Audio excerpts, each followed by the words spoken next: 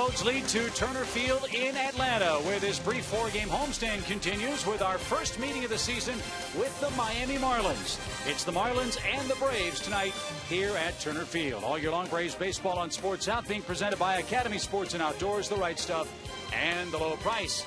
Hi again, friends. The Braves are in first place once again in the National League Eastern Division. After an 0-4 start, fellas, the Braves have the top record in all of Major League Baseball. Not surprisingly, the offense playing a huge role in that, and even more, the top two guys in the lineup getting it done. Yeah, those two guys, Michael Bourn and Martin Prado, have been absolutely phenomenal. Michael Bourn sets the table, as Brian McCann said. When he goes, that offense seems to go. He brings the element of speed, which is something the Braves have lacked for so many years. And then Martin Prado, we talk about it all the time. He's a professional hitter.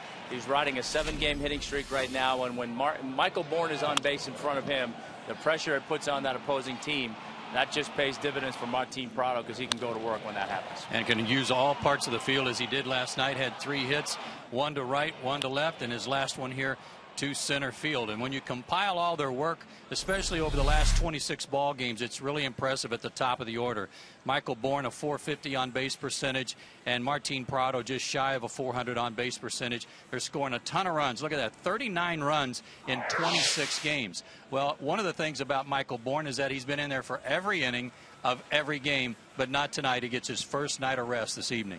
And it comes with the Marlins in town, a ball club that's much improved. A lot of new faces, a new manager, a new stadium, new uniform, even a new name. Yes, they're no longer the Florida Marlins. They're the Miami Marlins, and we'll meet them right after this.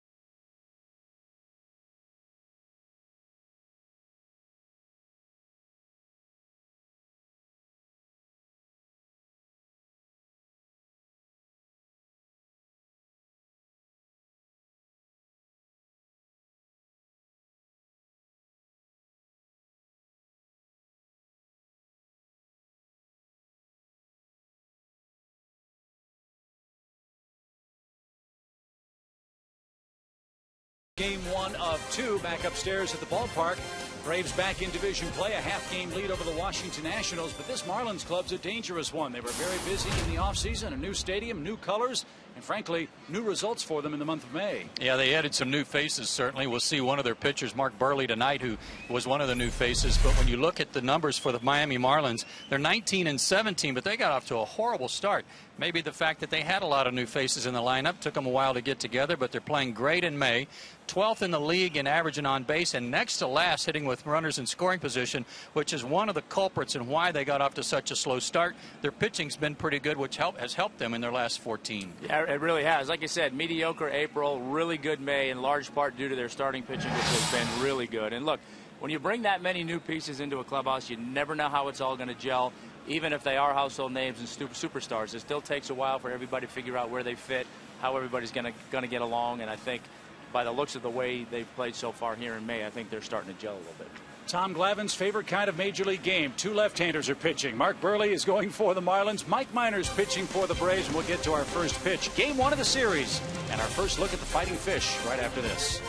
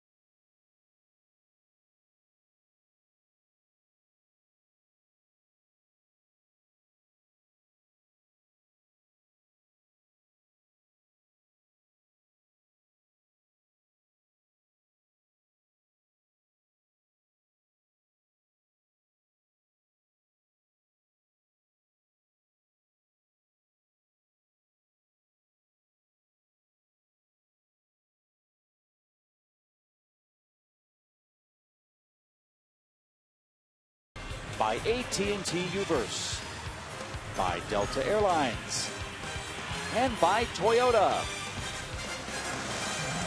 Baseball time in Atlanta. And we get our first look at the Marlins from Miami.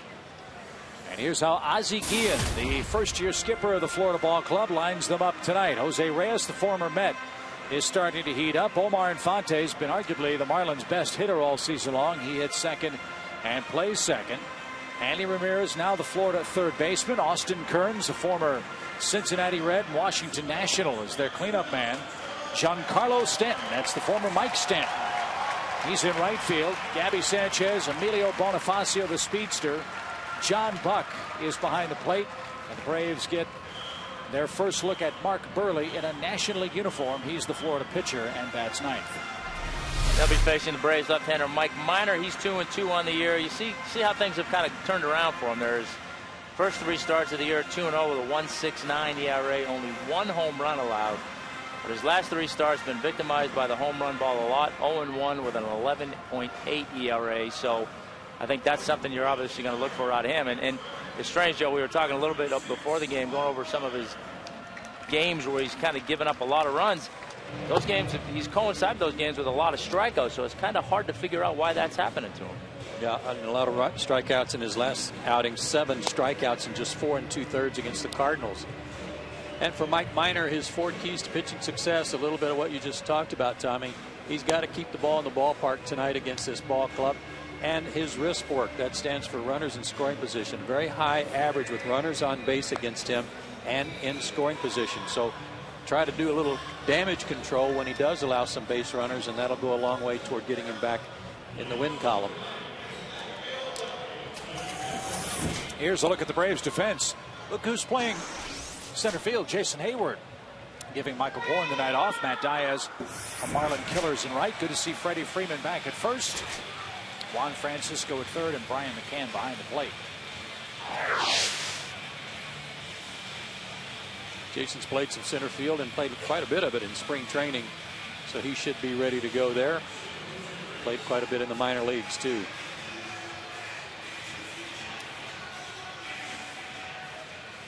So he's ready, and so is Jose Reyes, the Marlins leadoff man and shortstop.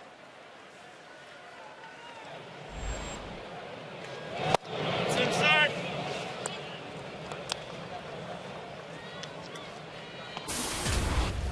79 degrees at first pitch, and we're underway at 7:11 Eastern time. 2 straight in and tight to Reyes.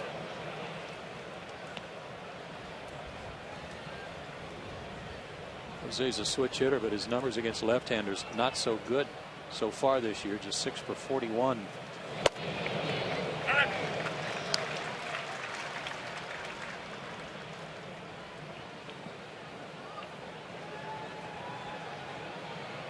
Ozzie Guillen and his Marlins 19 and 17 for the year.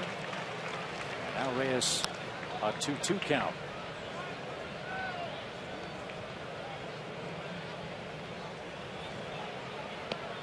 All the talk around the Marlins camp is what a positive influence Jose Reyes has been on everybody. His energy, his work ethic. First guy at the ballpark. That's good to hear. He definitely brings the element of energy with him, that's for sure. He's always got a smile on his face, always seems to be having a good time going about his business, and that's the kind of thing that definitely can be infectious amongst the ball club. Marlins signed him December 7th.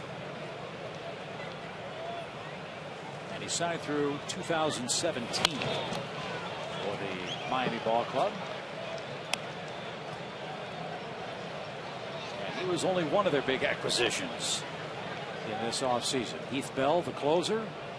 Mark Burley, today's starter. They got Carlos Zambrano from the Cubs.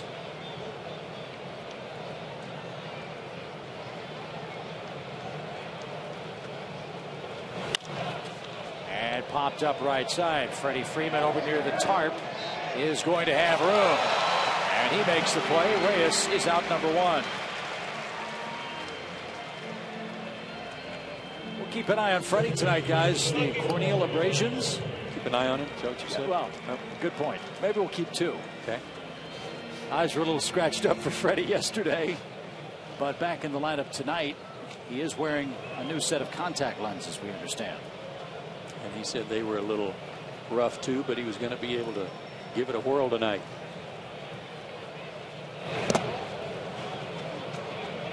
And here's Omar Infante, the subject of our Georgia lottery, hitting the jackpot. Braves owned him the first half of last season, and he turned the tide in the last 8 games against the Braves.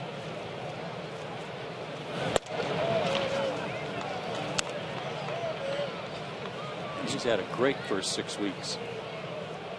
Might be their best hitter. 6 homers, 19 RBIs, and that hefty .325 batting average.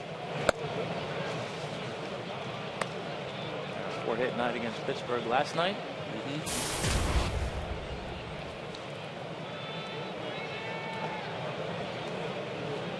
And always a good clutch hitter when he was with the Braves. Omar and Mike Dunn went to the Florida Ball Club for Dan Ugla. Does that count as one of your over? No, because then they were the Florida Marlins. Oh, okay. Popped up again. I almost said Reyes was playing for the Mets too. I've got no shot. especially with the Marlins now wearing all this black and a little bit of, I guess that's some orangey stuff. When the Mets went to some of their black and blue and orange, be a likely mistake.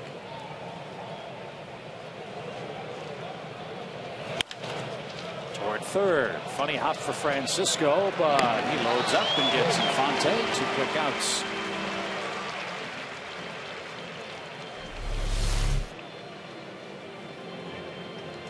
Had to give a little ground to get a good hop there for Juan. He's got a good arm.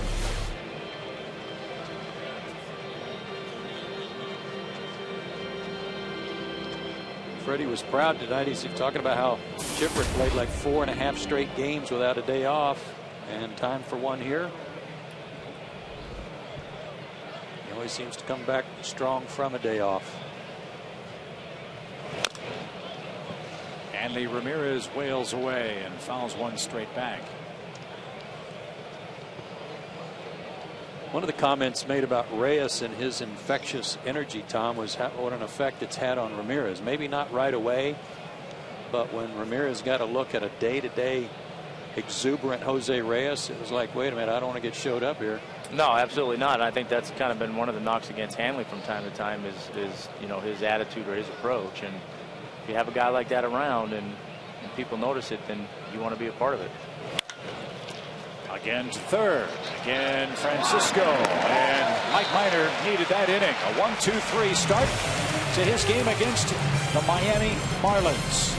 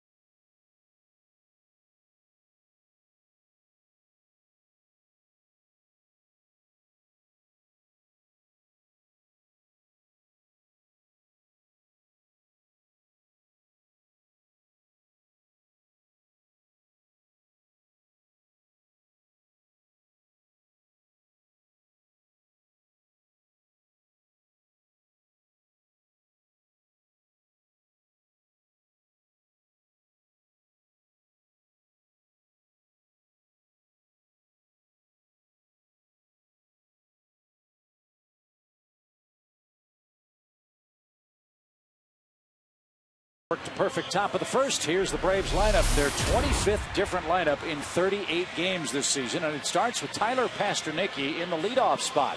Day off for Michael Bourne. Matt Diaz kills the Marlins. He's in there in right field. Jason Hayward's in center. And of course, Mike Minor pitches and hits ninth. They'll be facing left-hander Mark Burley, 2-4 on the year with a 2.81 ERA.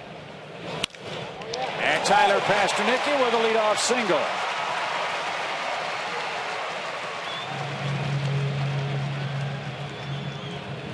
Mark Burley's a good major league pitcher. 163 wins in his career. His 4 keys to success, he's got them all. He's got a 4-seamer, a 2-seamer, a cutter, a slider, a curveball, and a good changeup. He's got a great move to first.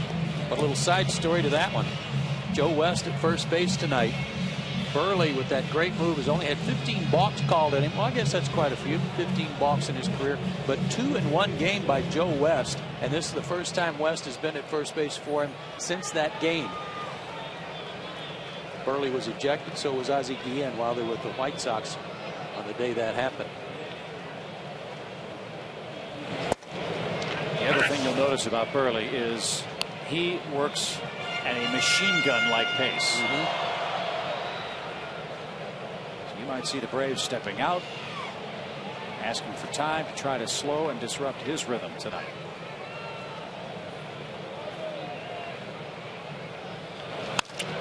To the right side, and that's headed to the corner.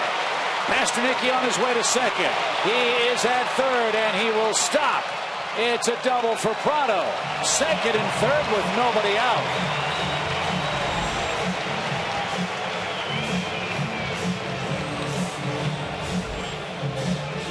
Hey, Pastornicky was just trying to carry on for Michael Bourne, so with a runner at first, Martin knows what to do. And a good piece of hitting against the left-hander going the other way. Well, we've talked about it so many times this year with Martin, and just a beautiful thing to see him take that pitch and take it the other way. Especially on the heels of what we talked about in our opening comments, having Pastornicky fill the absence of Bourne by doing his thing. Great chance for the Braves here in the first inning. And a ground ball to the right side will get home the game's first run. Freeman's 29th on a ground ball out to Gabby Sanchez. 1-0 Atlanta.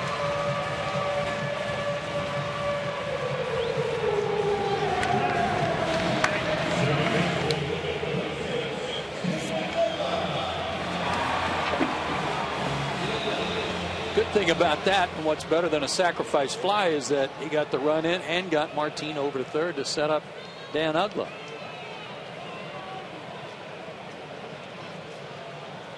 Dan hit 5 home runs against Marlins pitching last year. Infield in with 1 out, and pulled foul at third. Braves have been a very patient team all year long with starting pitching, but they're going after Burley early.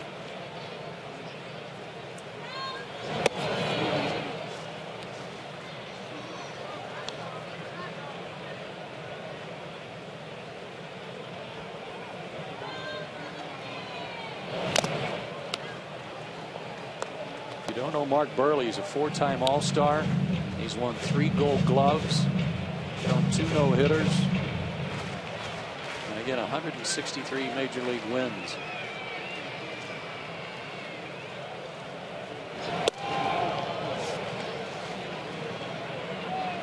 Has pitched much better than his record would indicate. 2-4, and everybody in the Marlin camp says he ought to be at least 4-2.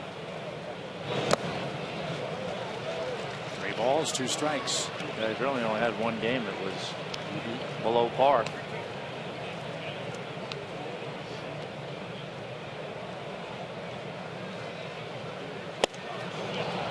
Gets Uggla swinging. Prado's still at third. Now there are 2 men out for Brian McCann. Looked like a cutter, Tommy. Yeah, it did. Took a little something off it.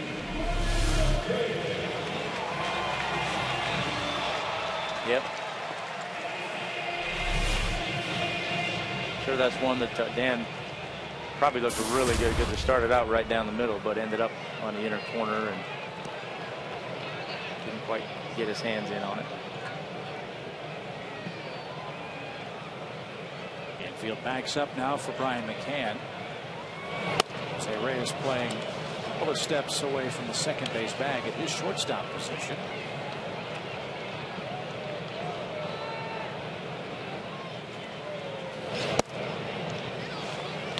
And that's off the plate ball too. Talked about Minor giving up 8 homers so far this year. Burley's given up 6 in his 48 innings.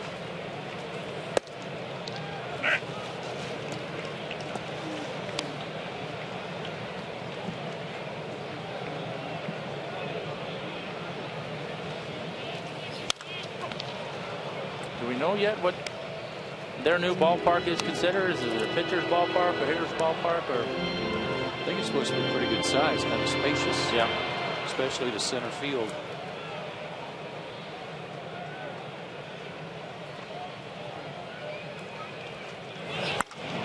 High fly toward right. Giancarlo Stanton is there, and that retires the side. Well, we talked about the 1-2 hitters in our opening comments. The 1-2 hitters came through in a Braves first.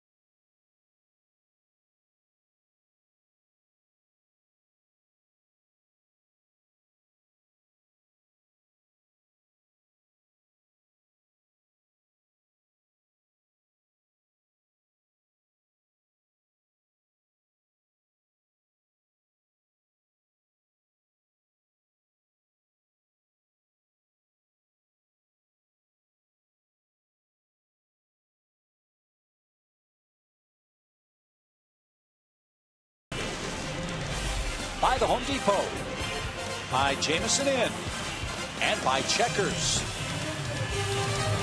The Braves have scored first tonight, 1-0 after 1 inning. On we go to the second with Austin Kearns, Giancarlo Stanton, and Gabby Sanchez due up against Mike Minor. Florida / Miami. There's one. Retired order in the first inning. We make note of that. Yep, thanks. Appreciate your support. Here's Kearns.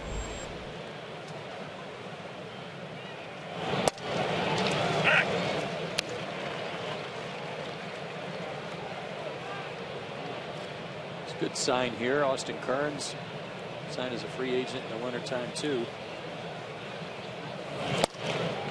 That gives them a little flexibility for their lineup. In a case like tonight with a lefty going, they can sit Logan Morrison, who's still recovering from knee surgery in the wintertime.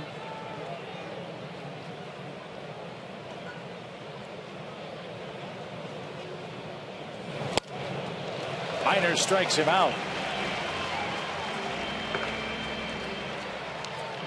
4 in a row retired by Mike to start tonight's game. Save up to 40% off your next visit to Turner Field with the Chevron Family Value Plan. Packages start at $69. You'll get 4 tickets, 4 hot dogs, 4 sodas, a parking pass, game program, and a $10 Chevron gift card. There's the website. There's the phone number. Hope you'll call us and join us. Strike 1 to Giancarlo Stanton. One of the most dangerous hitters in the National League. Not for pitchers, well, I guess for pitchers too, but third baseman, shortstop, third base coaches, and fans along the third base line. And some fans in the seats in the outfield too. He can hit him a long way. This man hit 34 home runs last season. Didn't undergo a name change for the sake of the move to South Beach. Giancarlo Cruz Michael Stanton is his given name. The story goes that when he was in grade school that nobody could say his name, so he just told everybody to call him Mike. So that stuck.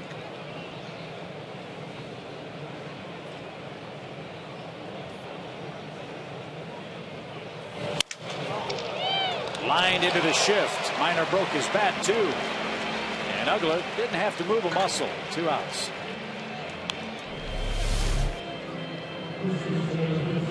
Just good defense. Yeah, that's all it is. Good defense and good advanced scouting.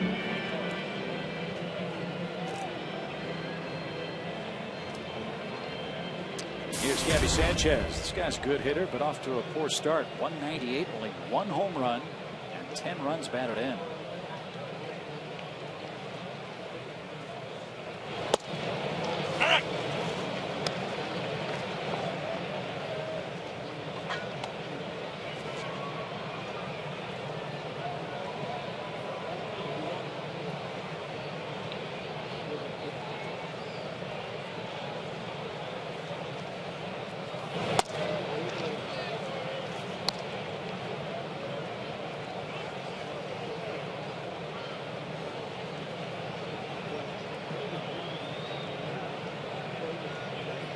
Really scuffling in recent days too.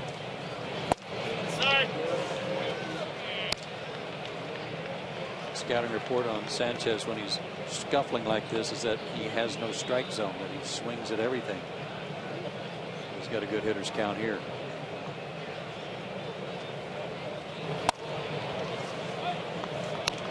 Now it's 3 balls and a strike.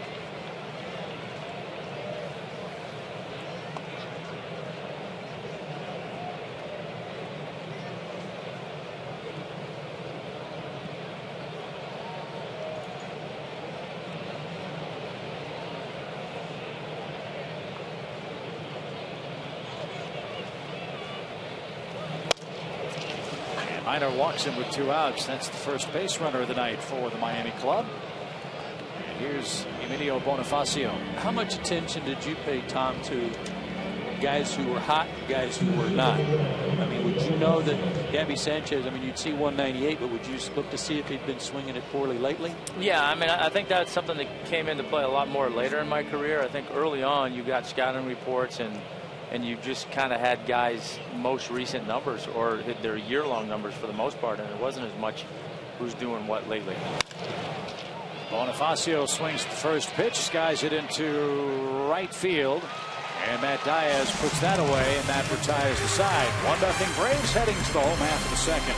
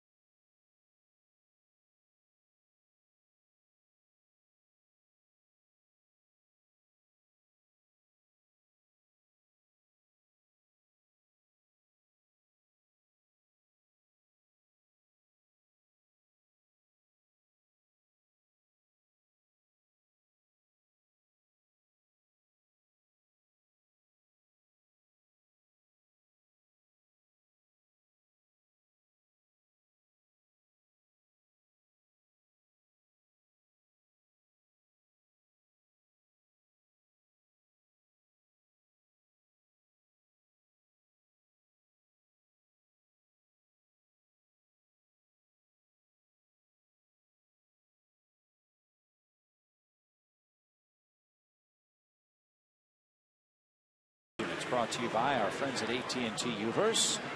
We're the only two active National League pitchers with more double-digit win seasons than Mark Burley, who has 11. Active National League pitchers with more 10-plus win seasons.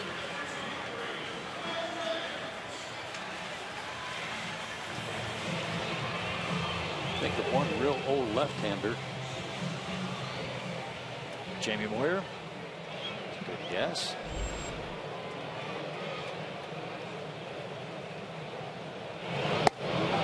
Halliday's got to be on that list, wouldn't you think? Oh, is it all National League or just currently in the National League? I guess it's just currently in the National League. And Diaz pops one up to short. Reyes is under that. And one away in the Atlanta second.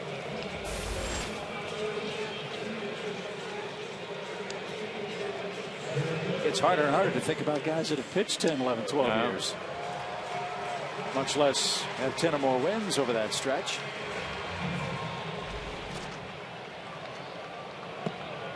And here's center fielder Jason Hayward. That's right, getting his first start in center.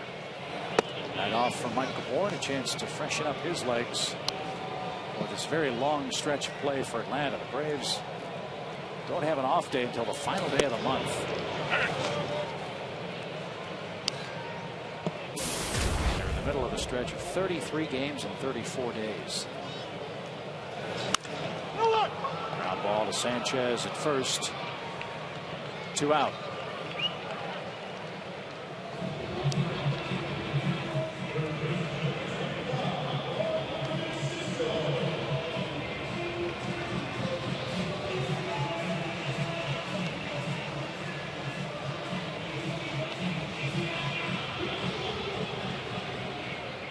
Start of the season for Juan Francisco, hitting .256 in games he starts. 208 overall this year.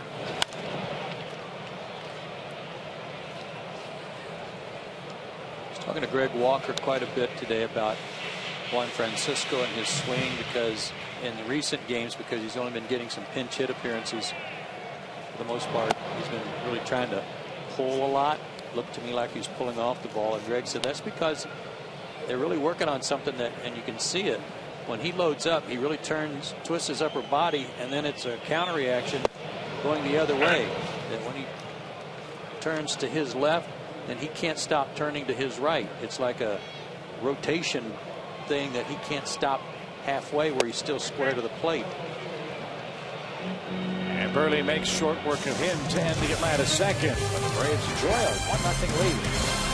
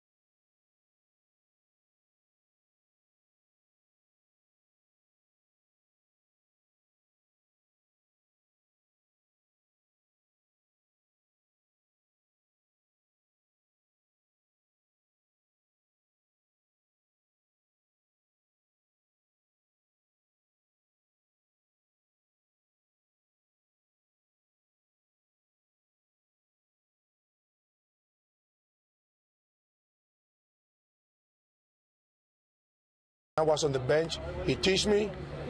Every time I want to second guess him, it's a question. Not second guess. It's I want to because I want to be manager. He give me opportunity to hear me or give me his answer. Bobby coach teach me how to be a old school manager. That's Ozzie Guillen talking about playing for Bobby Cox. Ozzie was here in 98-99, tail end of his long major league career, and immense respect for the former manager of the Braves, for a guy who taught him not only about the game, but how to manage the personalities. And Chip, that's what he said was most impressive about Bobby Cox. Not only the all-star players that he had on the field, but how he was able to manage those personalities in the clubhouse. That's a real good point, Tom. Thank you. Glad you're with us tonight. As Mike Miner's back to work. And Tommy, you were here with Ozzie Guillen as a player. Of course, Bobby Cox, your manager for your years with the Braves. Ozzie on target? Well, absolutely. I think that was one of the things I always admired about Bobby, among a lot of other things. But he did. He had an uncanny way of knowing how to deal with everybody, regardless of their personality. And there was very few guys that he couldn't get along with. And I can't think of a person who is more different with regards to his personality from Bobby Cox than Ozzie Guillen, the manager of this Miami club. Yeah, there's no question. There's no filter on Ozzie usually. It comes out if he's thinking it. But interpreting kind of what he was saying there, you heard him say second guess a couple of times. And I believe, and I remember Ozzie talking about this before, that Bobby gave him the ability to go to Bobby and say, why did you do that? He wasn't second guessing him necessarily. He was just saying, why did you make that move? Why did you make that call? And Bobby was very good, forthcoming to help him. And Ozzie Guillen, in his own right, terrific manager, closing in on 700 managerial wins. Most of that work, of course, with the White Sox. As John Buck is down swinging, Miner's second strikeout of the game.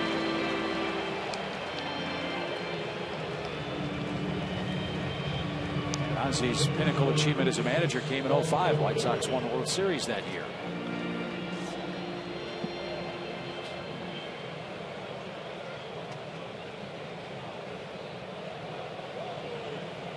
And he's obviously excited about the way his offense is swinging the bats early. Here's Burley. At least this month.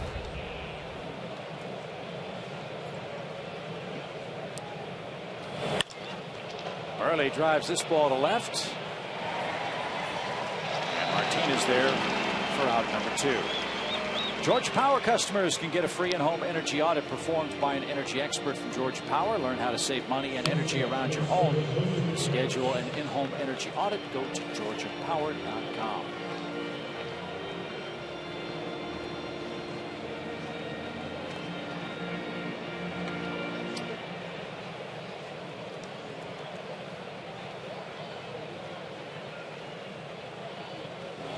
Second time through the Marlins lineup now for Mike Minor.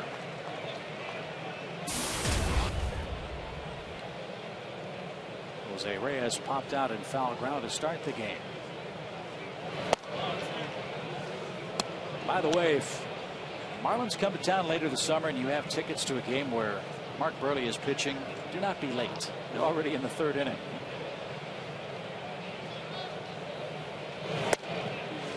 Mike's doing a good job of throwing strikes too.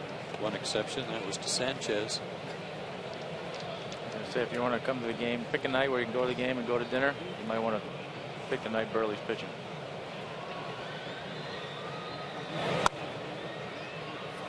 Low, 3 balls and a strike.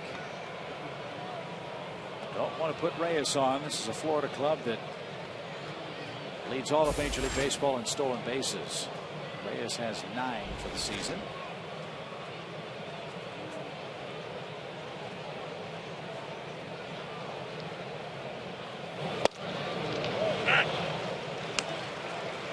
Now 3-2.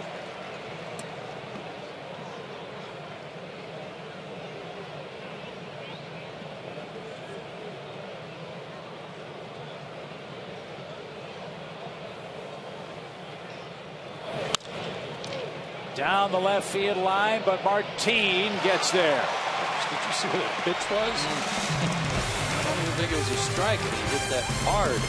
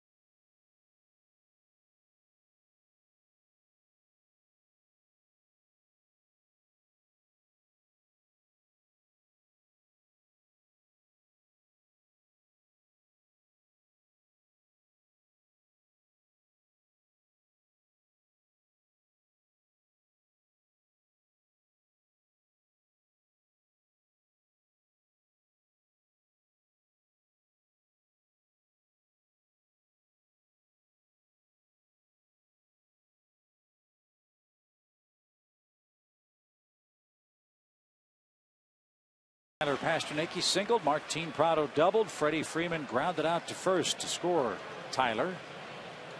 And now Mike Minor facing Mark Burley, starting the Braves' third inning.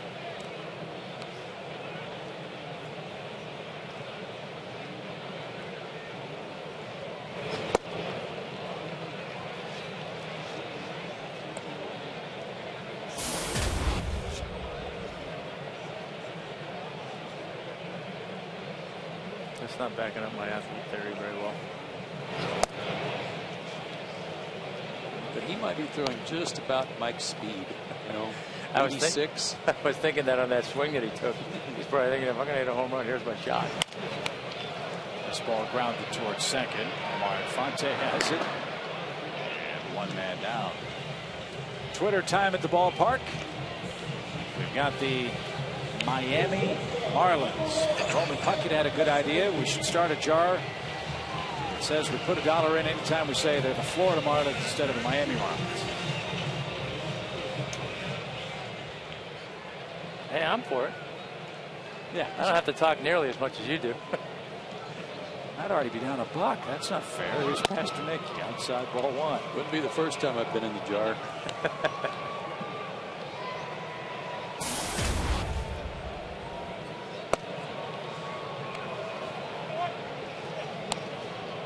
Hitting first is not an uncommon occurrence for Tyler Pastrnak. He did it a lot in the minor leagues. I saw him in the clubhouse tonight. I said, wow, leading off. He goes, yeah. I said, just do yourself a favor. Don't forget at the end of the first half inning. I'll be sitting at the end of the dugout and have everybody wonder who's leading off. There has to be a story in you saying that. Did that ever happen to you, or did you ever see it happen? I saw a guy do it in the minor leagues opening day. Opening day. Opening day. They couldn't find him. His name's Mike Dimmel. They found him. He was in the restroom in the clubhouse meditating. Ground ball to short. Reyes scoops it up. And after falling behind Pastrnak, 3-0, he retires him on a ground ball. Mike was meditating back in Double-A shortly thereafter. No surprise.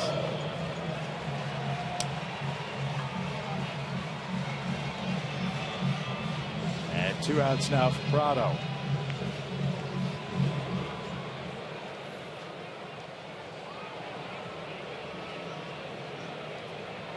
Prado's double gave him an 8-game hitting streak.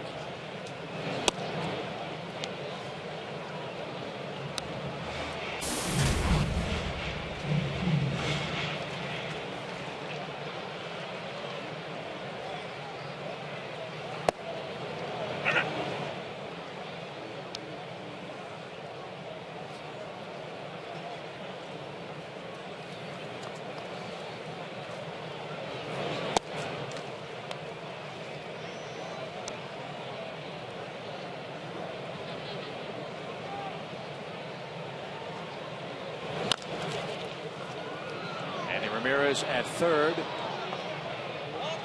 And that's a fair ball. Martin Prado didn't run. He argues to the home plate umpire Rob Drake, and he's out 5-3.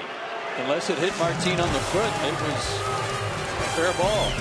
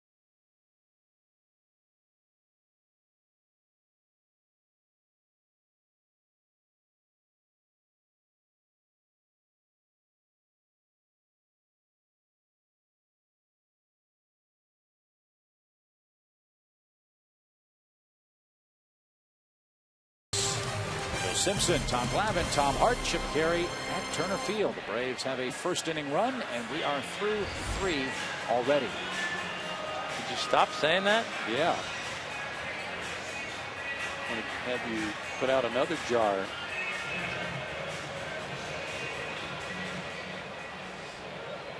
I haven't taught you anything while I've been up here as a former player. There are just things you don't say. Duly noted. Here's Omar Infante.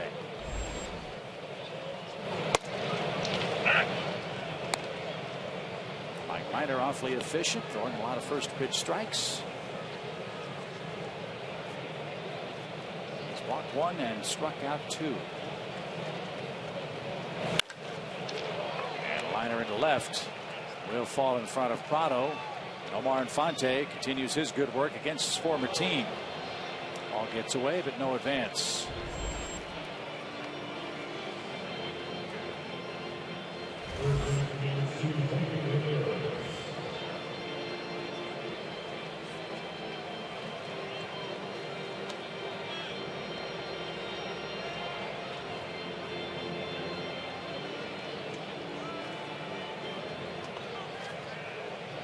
Ramirez has done some good work against the Braves recently too. 4 homers, 13 RBIs his last 22 games against them.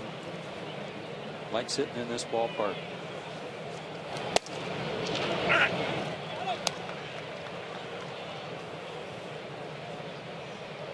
He does lead the Miami club with 6 double plays.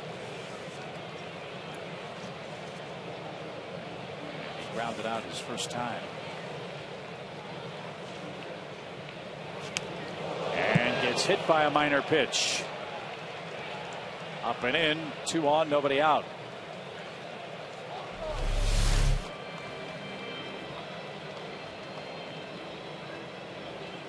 Well, fastball that just got away, and he's, that's something he's been doing. First time through the lineup so far is pitching guys in and establishing that inside part of the plate. And that one just got away from him, and 2 on and none out. Like it got him on some bare skin on the back of the arm too.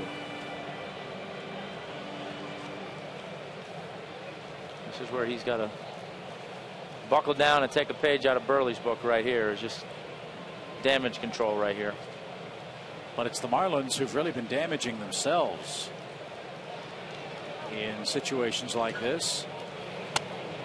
They've had plenty of chances to really have big innings and big games offensively, but Joe, when they get runners at second and third, it's a different Florida hitting club. Yeah, they're 15th in the league hitting with runners in scoring position, but it's also an area for Mike Minor that we talked about at the beginning of the game in his 4 keys, and that's with runners in scoring position. His numbers are a little ugly. As Tom said, some damage control in order here. Runners on base, a 426 average, 333 when they're in scoring position. And part of that can be with the way things are going. He's trying to avoid those big innings. He's trying to kind of help himself maybe get a double play ball. He gets less in an attack mode and more in a don't make a mistake mode. Line toward left center, and that's going to go to the fence. Infante scores. Ramirez is getting the green light. And there will be no relay.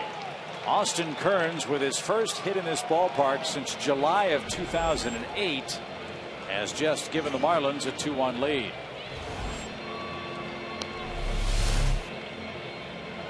Something in the middle of the plate. And he comes through, playing for Logan Morrison tonight, and puts the Marlins on top. How much of this can you hang on working out of the stretch, too? 233 average against him. I think that's what that was out with nobody on, and all the other numbers working out of the stretch.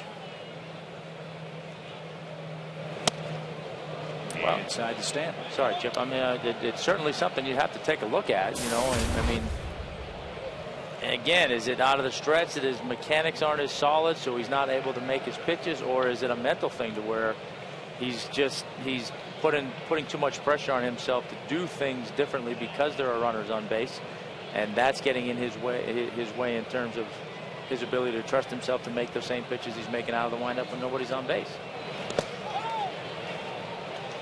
Well, he just went through the first trip through the order, really imposing his fastball will on them. I mean, they had to all be alert for the fastball second time through the order, the way he's pitching them. And he comes through the second time, I think, trying to do the same thing. He hasn't mixed up much this second time through. So if they were looking fastball, that's what they're getting. And there's nothing wrong with going through the lineup one time and saying, okay, boys, here's my fastball, I'm going to establish it. And then the next time through, you do something a little bit different, but you still have to pitch off of the fastball, obviously. And it seems as though he's missing with his fastball, and then he's missing with the breaking ball. He said before, after one of his starts recently, that his secondary pitches were the ones that were causing him the most problem, that he couldn't get one or the other over. walks Stanton. 4 straight Florida Miami hitters have reached here in the 4th inning. Fans, there are a limited number of VIP packages being auctioned for the Scotty McCreery concert Saturday, May 26th. VIP packages include 4 suite tickets, 4 concert field passes, 4 meet and greet passes, and a whole lot more. Bid on these VIP packages at Braves.com/concerts today. You know, and going back to your point, Joe, I mean, you'll hear a lot of times people talk about, oh, this guy, he's got great stuff. He's got 4 pitches that he can throw for strikes. And, you know, that may be the case at times, but I think most of your good pitchers are going to have that fastball that they can throw for strikes, and they establish they can throw for strikes, and they've got one off-speed pitch that they can go to 90% of the time. And if on any other given night they have another off-speed pitch to complement that, then those are the nights you're going to pitch really good ball games rather than just good ball games. But most of your good pitchers are going to have that secondary pitch they can go to, they know they can count on, and they can trust. And maybe that's part of his problem right now, is he hasn't quite established that secondary pitch. Therefore, he's back and forth, and he doesn't have one that he can trust. You saw that graphic a minute ago. Sorry, Chip. With Sanchez up there, but with Minor first, second, third time through the order. First time 246, it goes up 60 points his second time through the order, and goes up another 70 points roughly his third time through the order.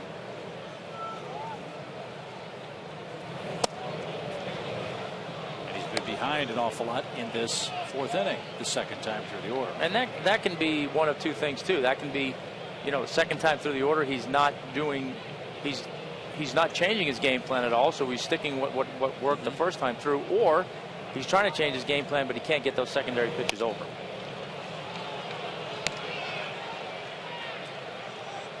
And I think the biggest thing he's got to fight right now is that here we go again mentality. You can't be out there thinking about what's happened in your last start, your last 2, 3, 4 starts. And trust me, it's hard to do, but you have to find a way to try and live in the moment and try and make pitches to this batter and not try and undo anything that's gone on before this. 3 balls and a strike. He's got a great double play candidate up there right now. If he can get Sanchez to hit the ball on the ground, that would help a lot. And that, you know, he has to know that, and again, keep that mentality that, hey, I'm one good pitch away from getting a ground ball double play and being well on my way to being out of this inning. Popped back to our right, and now it's a full count.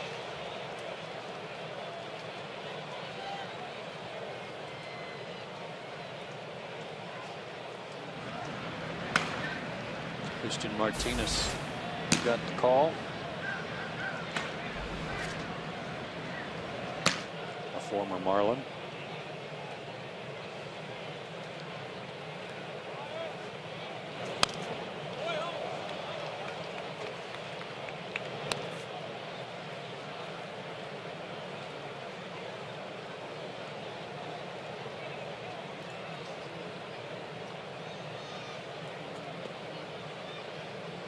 Mark Burley now leads this game 2-1. Miami has 2 on, 2 in, and nobody out.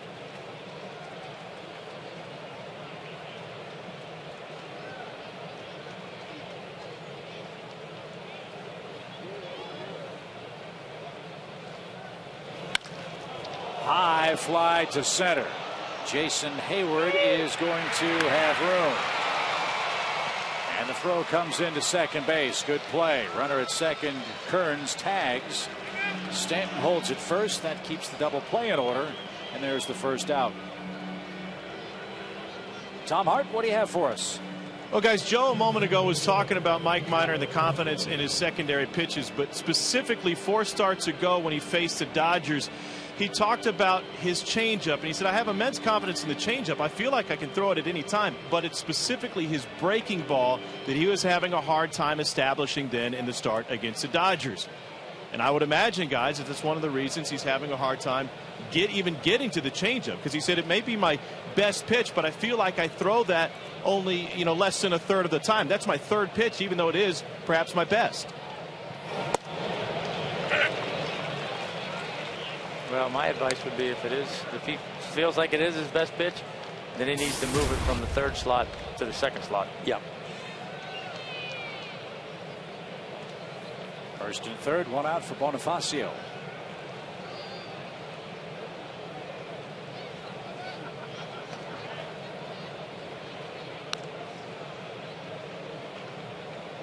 And in some cases, move it to the first. You know, start some guys beginning of innings. Start guys with change up if you think you can throw it for a strike. And he did it to Reyes his second time up. He threw him a first pitch change up, and Jose came out of his shoes and missed it by 3 feet. That's past Francisco and into left field. Kearns will score the third Marlins run. 5th RBI for Bonifacio. He's another Braves killer. And it's 3-1.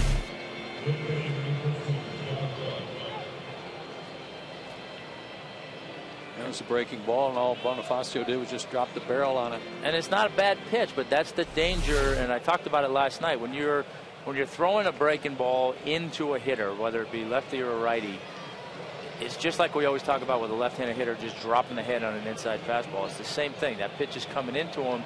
They can be fooled, but still drop the head and get good contact and find a hole like he did right there. John Buck drives the first pitch to center field. There's the catch. Stanton's going to tag, and he will stand at third base.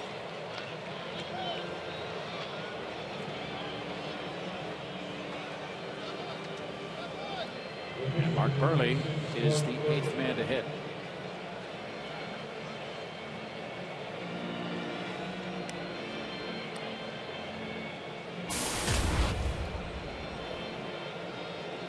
Made solid contact his first time up on a fly ball to fairly deep left field.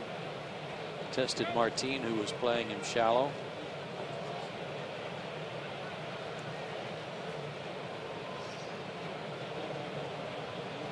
You got to be a little bit heads up here with a couple of fast runners on base and pitcher up. Make sure you know what you're going to do here in the event they try and do something tricky. 23 pitches for Minor in this 4th inning. A single, a hit batsman, and a double and a walk. Sanchez flied out. Bonifacio single to left. Buck fly to center. And now Mark Burley, the pitcher, tries to add to what is now a 3-1 lead.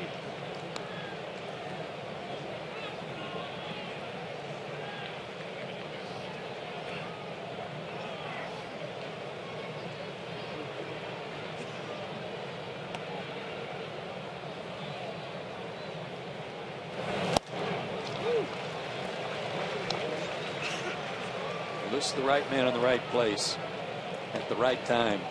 The pitcher up there to try to get out of this inning with no more damage. And he's gotten ahead of him 0-2.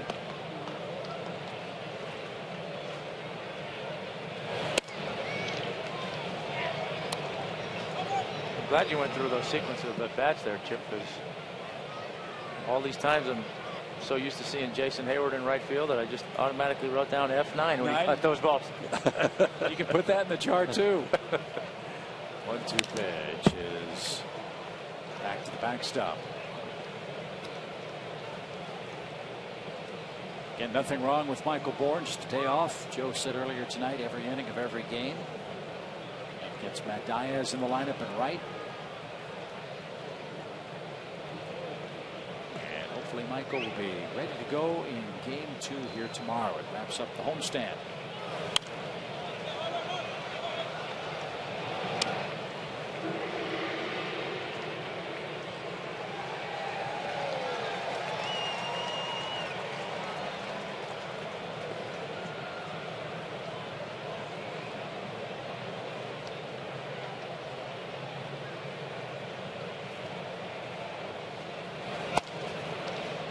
Bonifacio will steal second without a throw. His 20th. A little bit of a delayed steal.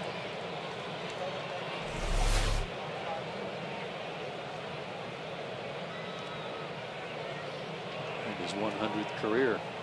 20 stolen bases before the right at the middle of May. That's a pretty good number. He hasn't been caught once.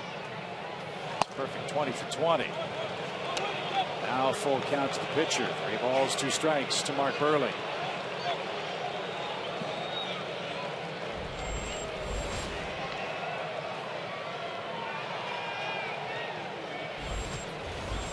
Mike breezed through the first 3.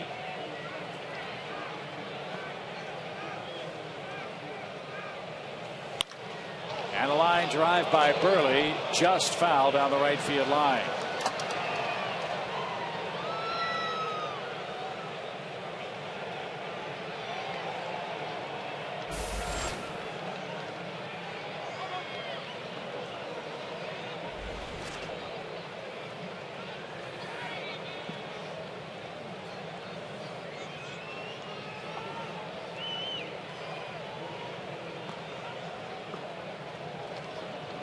Ninth pitch of the at bat. And it's in the air to shallow right. The inning is over. Miami scores 3 times and takes the lead. 3-1.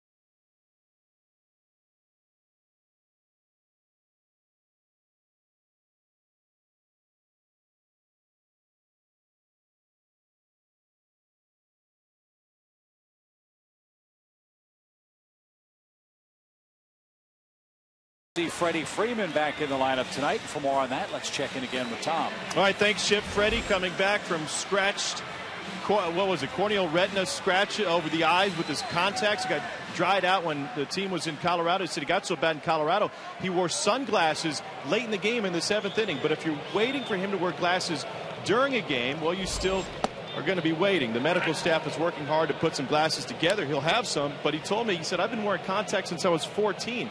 I'm comfortable in contacts, and that's what he's going to continue to do. High pop. Long run out there for Kearns, and he'll make the play for the first out. Burley, by the way, has set down 10 straight men.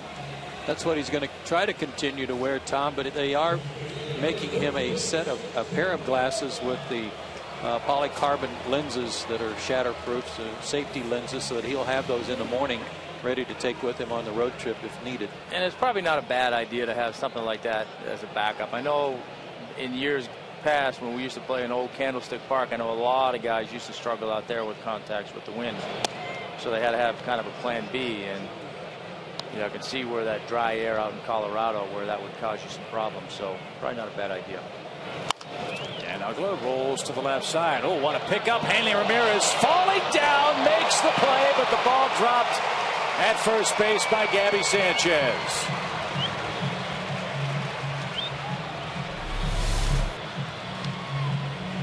Great range here, and then stumbled a little bit. Can't believe he made this accurate a throw. And Gabby should have been able to handle that one.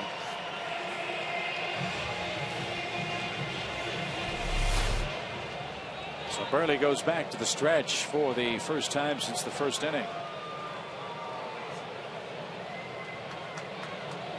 And that's ruled a base hit for Dan Ugla. Here's McCann.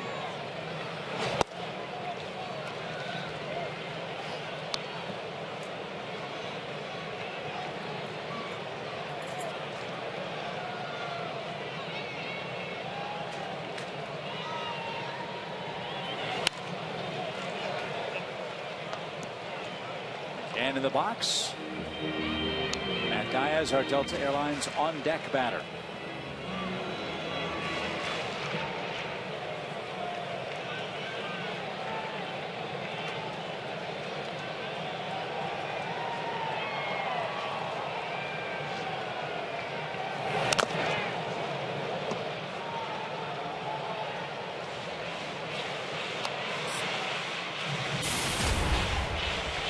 Well, to use Rick Peterson's old saying, which you heard a lot, I'm sure, Tommy, Mark Buehrle uses all 14 clubs, doesn't he? Yeah, he does. He's got a lot of weapons in his bag, and he's not afraid to pull them all out.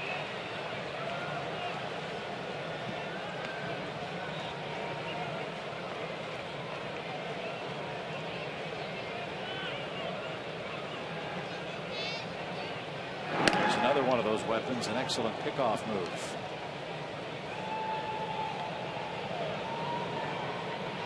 Might be asking Joe West, hey Joe, is that a balk? Yeah, keep an eye on him, Joe. Like a balk to me. Just to remind Joe that and I'm sure Joe is well aware of the night that he called 2 balks on Buehrle, and then he wound up ejecting Buehrle and his manager. Is there a glove toss involved too in that ejection? I believe so.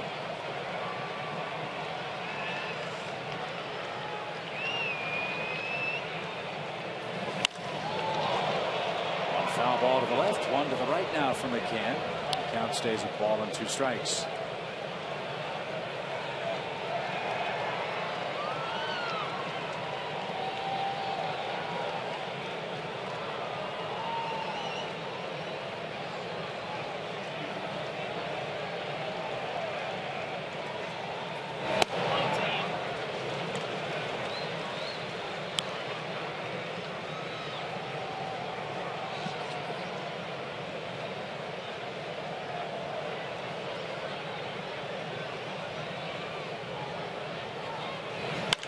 Line over second. McCann went down and golfed one into right field. Back-to-back hits. And here is Matt Diaz. Pretty good piece of hitting here on a good pitcher's pitch. Taking the ball down and away, and John Buck's trying to help Infante jump, but it wasn't enough. Wasn't enough to get him up there high enough to grab it. But yeah, it was a good piece of hitting by Mack. He had thrown in the changeup in 2 pitches before that and sped him up. He pulled it foul, and Mack stayed on that changeup nice there and snuck it into right field.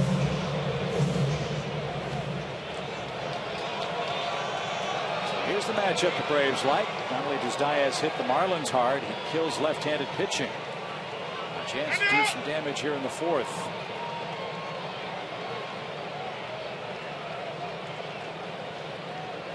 Now, both of his home runs have come off left-handed pitching, and hitting .409 coming into the game against him.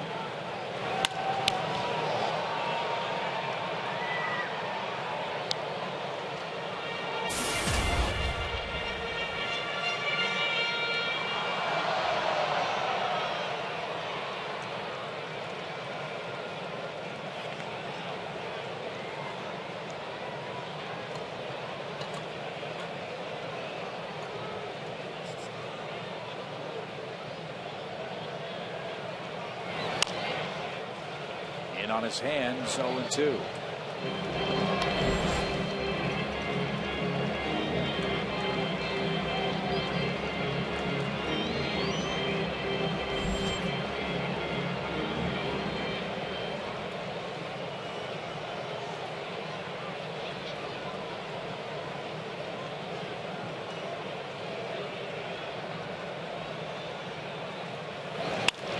Diaz pokes one to the right side. Infante took a look at second, but had only one play, and he makes it. Braves runners Stan Uggla and Brian McCann move up. Now it's a lefty-lefty matchup between Buehrle and Jason Hayward.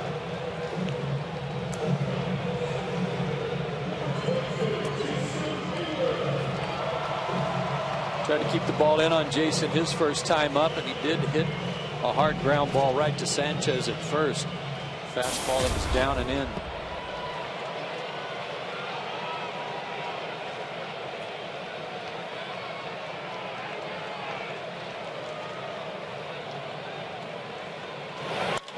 Driven toward right. Long run, Stanton. Diving catch in the corner. Retires the side.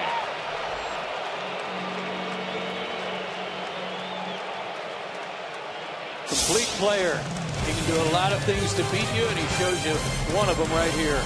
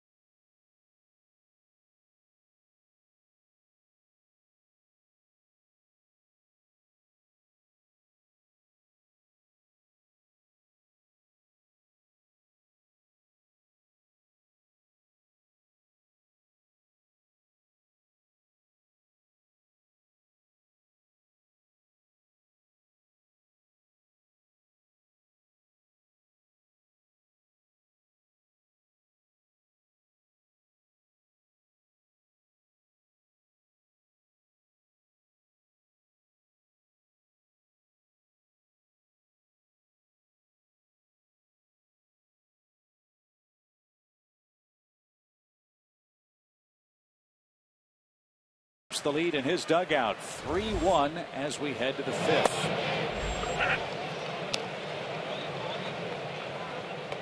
He robbed Jason Hayward with a terrific diving catch. So Minor back to work with the top of the order. And Jose Reyes quickly behind 0-2. It's a great play by Stanton. I was reminded that he was offered a full ride to USC by Pete Carroll to come either play wide receiver or cornerback. So you know what, he knows what it's all about going to get the ball.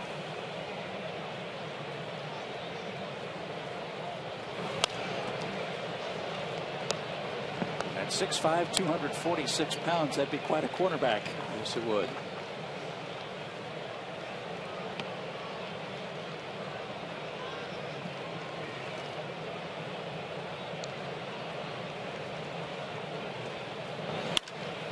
Now Reyes shoots one into right field on an 0-2 pitch. So he's 1 for 3. And that brings up Omar Infante.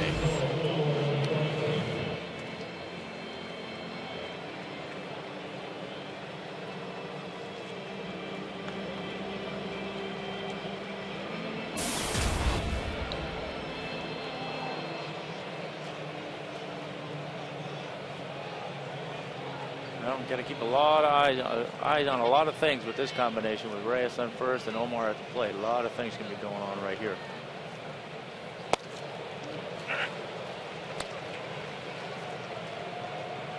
Infante starting his second full season with the Marlins and an all-star year for the Braves in 2010. Hit .321 that year in 134 games.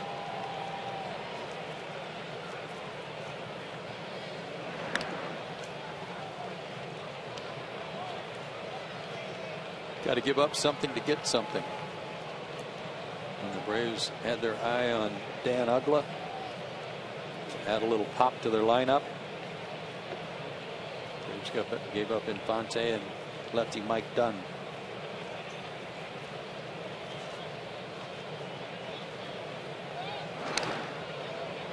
And with his 7 homers, that's excuse me, 6 homers this year. He's 1 shy of his season total for last year. The most Omar's ever hit in a year is 16. He's got a chance to fly by that. Although their ballpark pretty big, unfriendly place for hitters. And counting his time here with the Braves, a career .316 average here.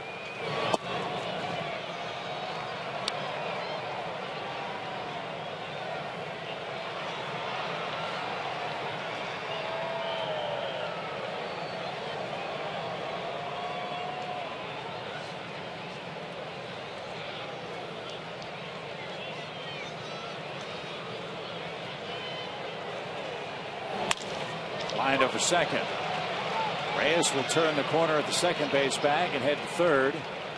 And they're at first and third again with nobody out.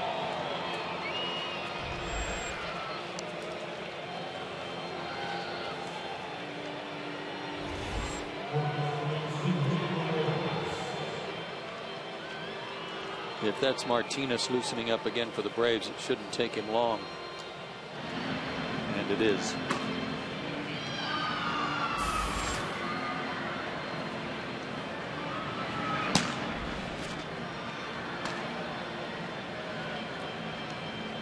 So Christian loosening up, 3-1 Marlins. As you see our Academy Sports and Outdoor leaderboard, this is a club that loves to run. They already have one stolen base tonight. Yeah, I thought the Braves were doing pretty good with their 27.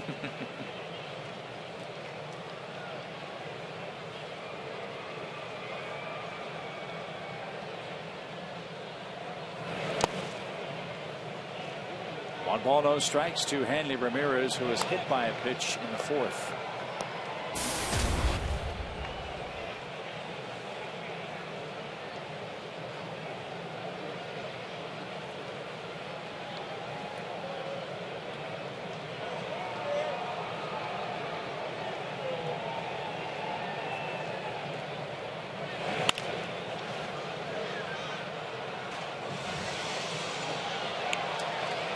One and one.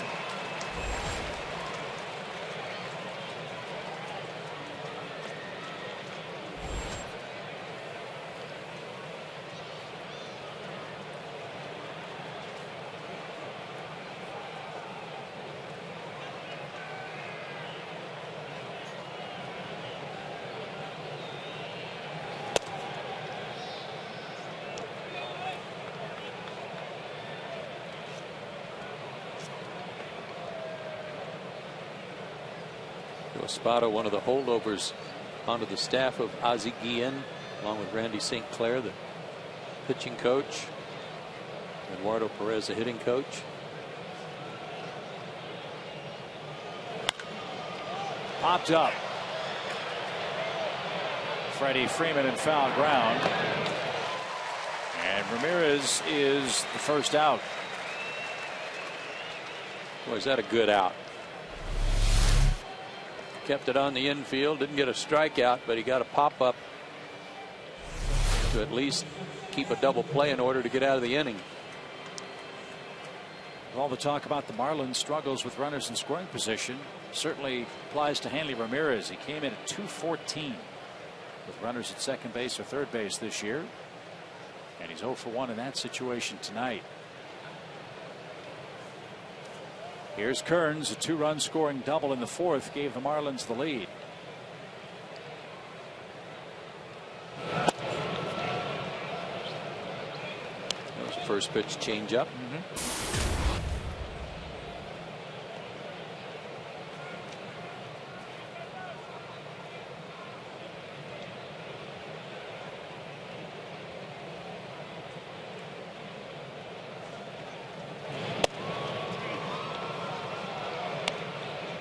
Kearns first came to the big leagues in 2002 with the Reds. Hit .315 his rookie season in Cincinnati. He's made stops in Washington, Cleveland, the Yankees, and now his first year with the Marlins.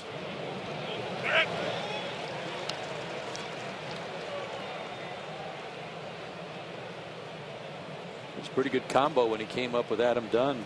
Two of them really had good rookie seasons together. Yeah, I thought he was going to be a staple at Cincinnati for a long time.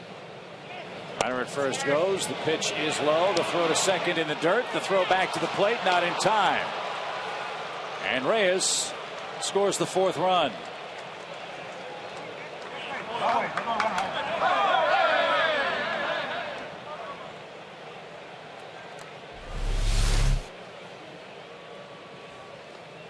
When Ozzie Guillen became the manager of this ball club, there could have been no better acquisition for Ozzie and his style of ball than Jose Reyes.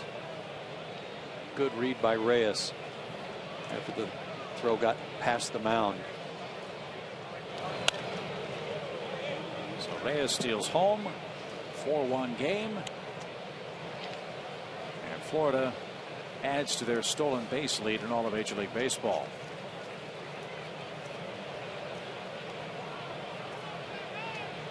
Joe, that's a good point, because we've mentioned a couple of times how big their home park is. Speed's going to have to be a big weapon at Marlins Park. Burns is called out on strikes. 2 out in the 5th inning. Left field line at the new ballpark in Miami, 344 feet. It's 418 to straightaway center. 392 to the right field alley and 335 down the right field line. Well, the numbers sound big. I guess we'll have to see how it plays once it gets real warm down there. Braves will pitch around Stanton after Kern struck out. That'll put runners at first and second for Gabby Sanchez.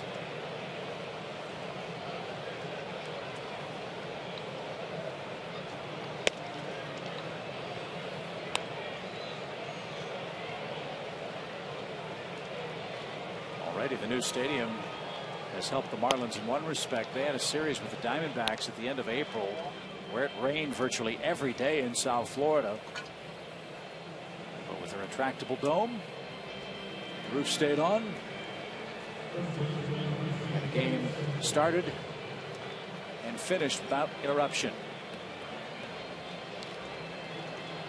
Yeah, that's got to be nice for the players and the fans down there, and not have to deal with that anymore.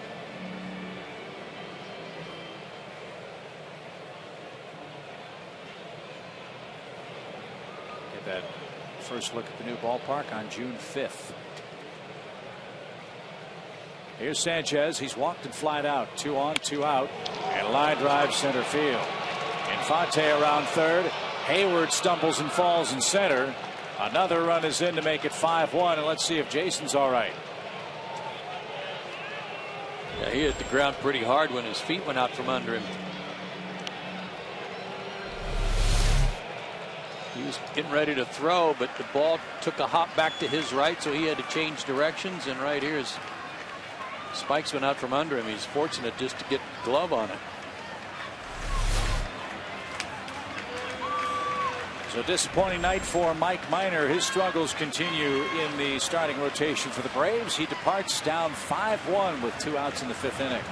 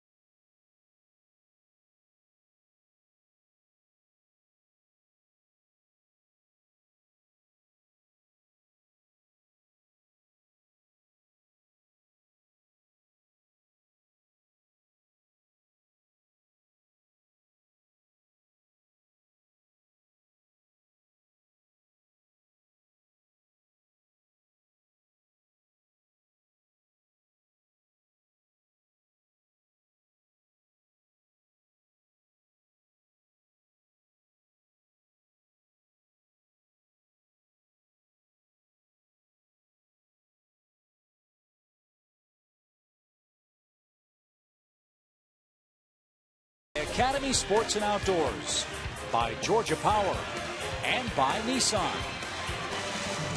Rough night for the Bravos at home so far, 5-1.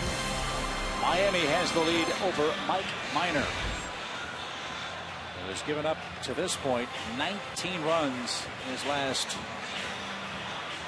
14 innings. He departs as the AT call to the bullpen is made to Christian Martinez. And Christian's in for some long relief tonight. He gave up some runs in his last outing, but in his defense, in that outing at St. Louis, he was trying to eat up some innings for everybody else, and he had worked a lot on the road trip. And the runs he gave up, the Braves were up 7-1, and in the ninth inning, St. Louis put 3 across against him before Venters came in to finish up. But he pitched really well on the road trip, and he's done a real good job in long relief.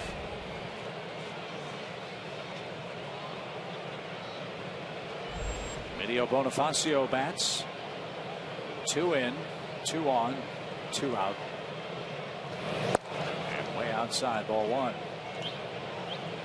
Well, we showed you in the opening comments, the Marlins have really turned it around this month. They're 11-3 in May. Their pitching has been outstanding. They've played great baseball on the road. They had an 8-1 Western road trip. They're starting this 2-city trip in very good fashion, leading by a 5-1 score at Turner Field tonight.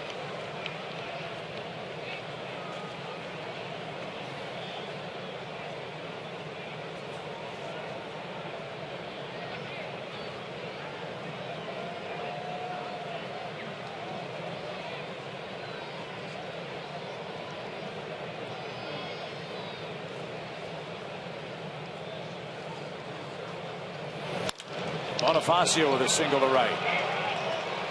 That'll score Stanton. It's a 6-1 game.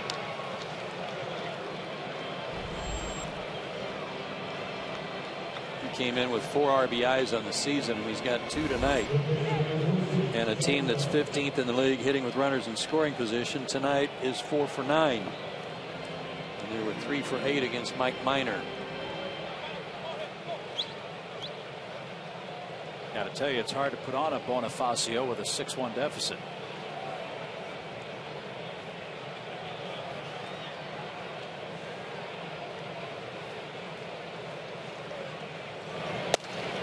A strike to John Buck. He's struck out and flied out.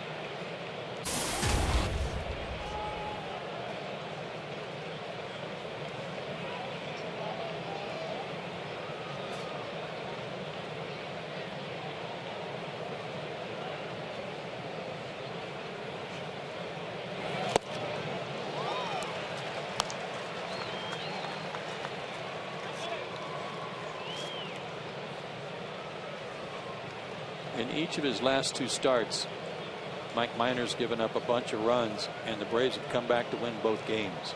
Even tonight will be a third.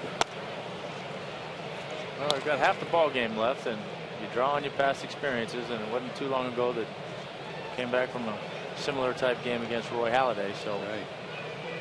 You don't want to try and get it all back at once, but a couple here, a couple there, and shut the Marlins down.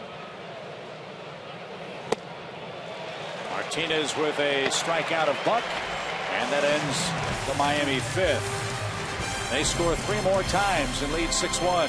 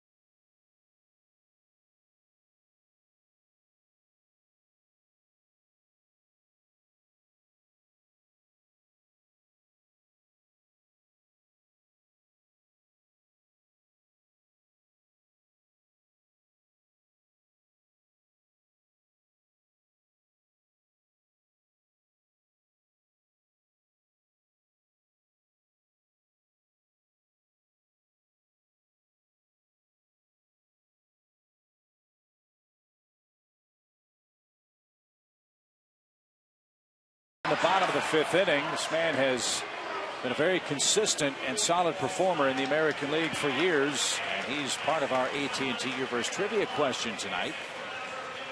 We're the only 2 active National League pitchers with more double-digit win seasons than Mark Burley, who has done that 11 times. I'm saying CC, and we had a similar question before to this. National League. Oh, National League. All right, well, there goes that. Huddy and I'm saying Huddy and Halladay. I'm going to go Moyer and Levon. I was going to go Moyer and Hudson. For you? I got half.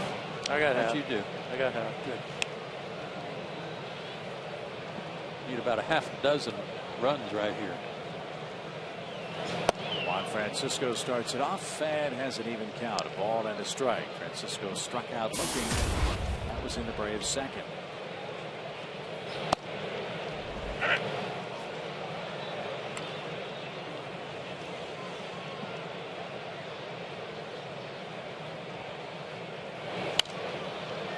When you look up and down this division, why some folks say the National League East is as tough a division in all of baseball. Just start with the starting pitching that this division features.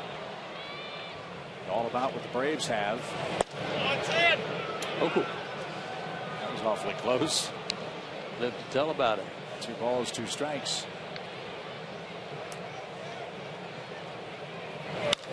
Ground ball to short. Reyes. A little flip gets his man. 1 out. And Christian Martinez will bat. Talked a lot about Mark Burley and what he's done. He's got a lot of help in that rotation. One guy hasn't pitched particularly well yet, and that's Josh Johnson, although he did pick up his first win in about a year his last time out. You've got Zambrano and you've got Nolasco. All about the Nationals and Strasburg and Gio Gonzalez. I mean, this is going to be a great race. Got to figure the Braves and the Marlins will be neck and neck along with the Phillies, Nationals, and maybe even the Mets all the way into September. Well, I know I talked a lot even last year about how good a pitching the Braves are going to see on a consistent basis in the Eastern Division, and that was without Burley and Zambrano and all those other guys that we have mentioned and come to talk about. The thing about Josh Johnson, and I know he's had some arm troubles last year, some shoulder inflammation that pretty much cut into his whole season. He only pitched in 9 games, but no surgeries. All of his has been rehab, rest, which only makes me concerned that it could crop up again, because if it was a real bad elbow incident a couple years ago, did it get fixed? Did the rest do the trick, or is it still waiting to happen?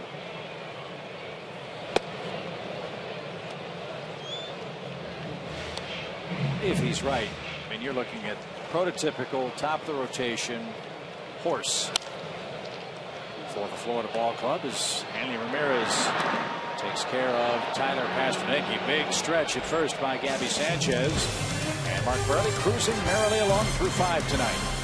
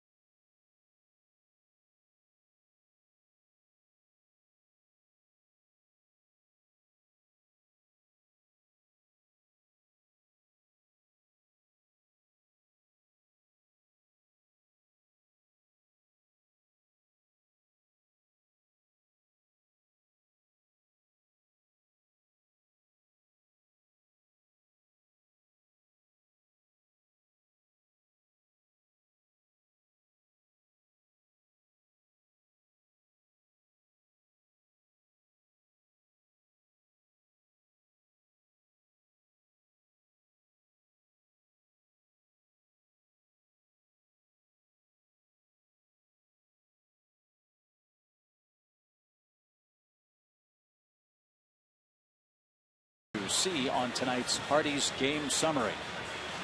Too many M's on Caps tonight so far. Mike Minor, another short outing, gave up 6 runs, all earned in his 4 2/3.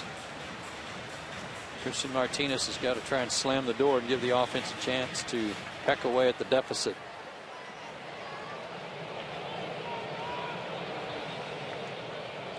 Starts the 6th with Mark Burley. He's put the ball in play twice. And strike 1.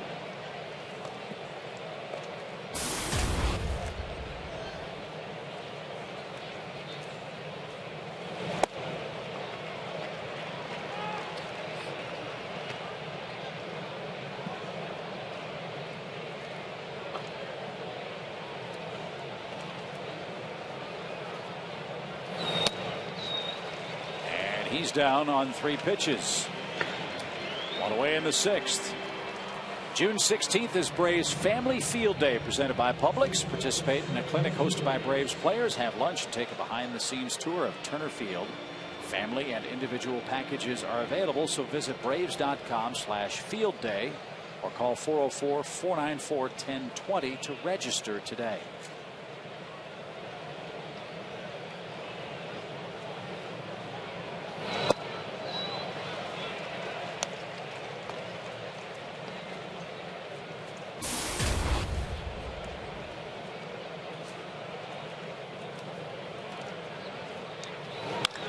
Minor and caught at first.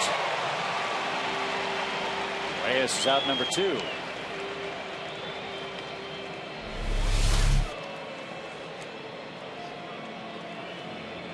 Reactions by Freddie.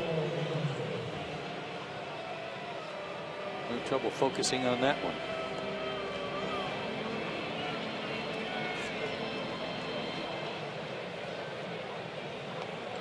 Two hits and 2 runs for Omar Infante.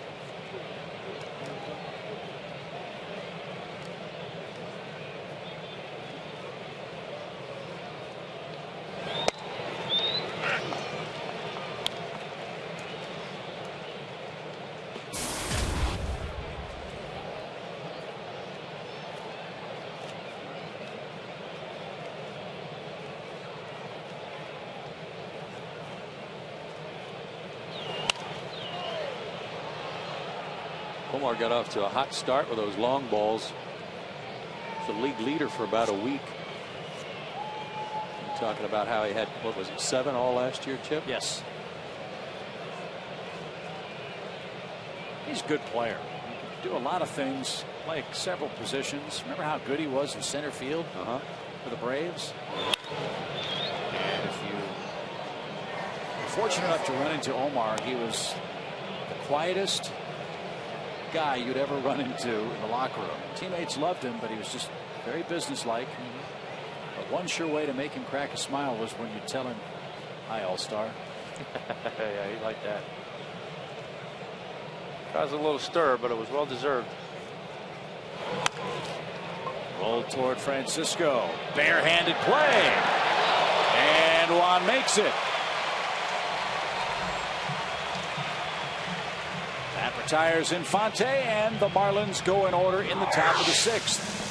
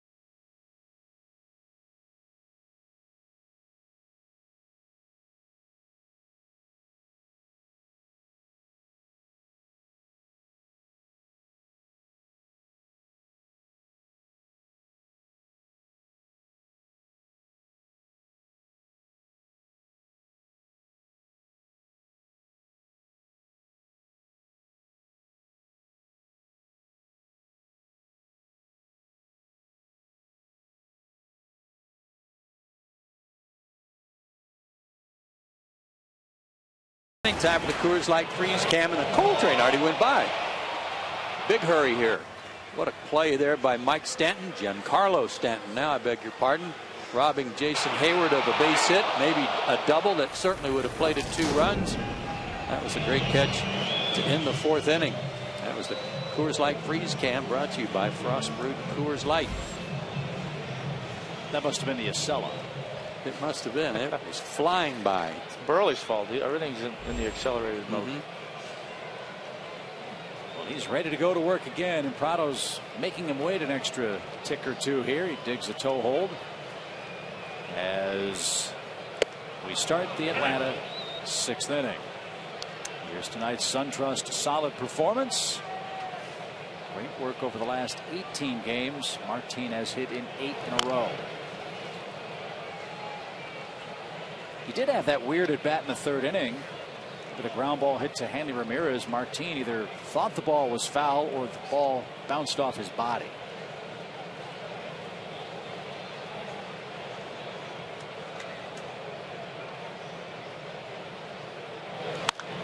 And he flirts with the hot corner again. Martin stopped running. I think he thought it was going to go foul. It did not hit his foot. And while Hanley Ramirez may have had a foot in foul territory, that doesn't matter. It's where the baseball is.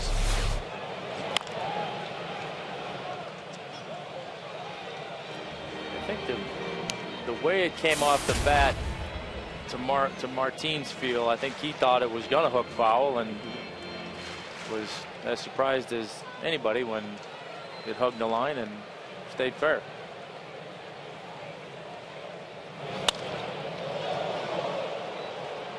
Still got to run. Well, that's a lesson for all you kids out there. Don't play umpire.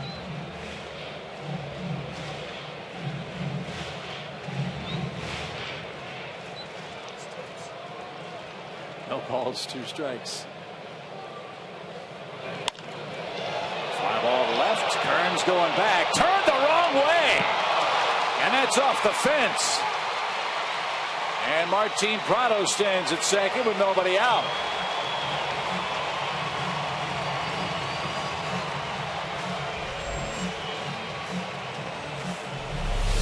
Did he lose this ball? Either that or he ran the down and out, and he was supposed to run the down and in. He actually turned the right way the first time and then changed his mind. Maybe he lost it.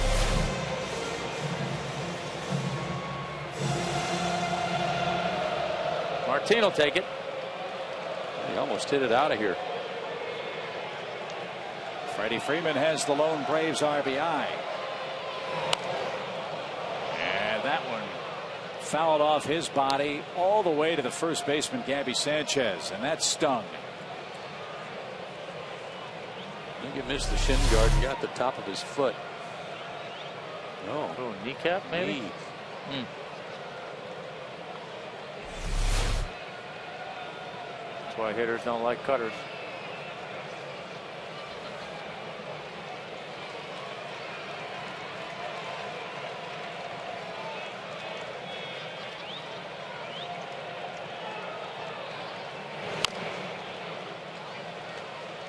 Nothing in 2. Well, what Burley's doing tonight is what the Marlins starting staff has done a lot this year. If you can get through this inning, that'll be 32 times in 38 games their starters gone 6 innings or more. That's impressive.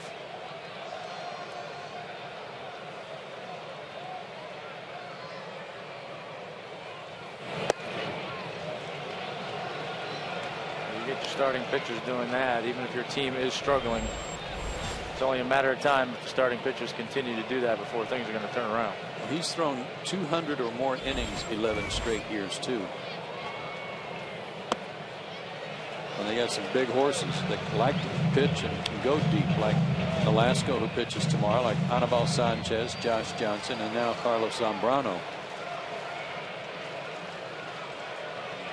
There's not any fragile guys in there. That one's off the plate, full count. Braves had the big boppers coming up in this inning. See if Burley can wilt. It's a 6-1 game with Prado at second base and nobody out.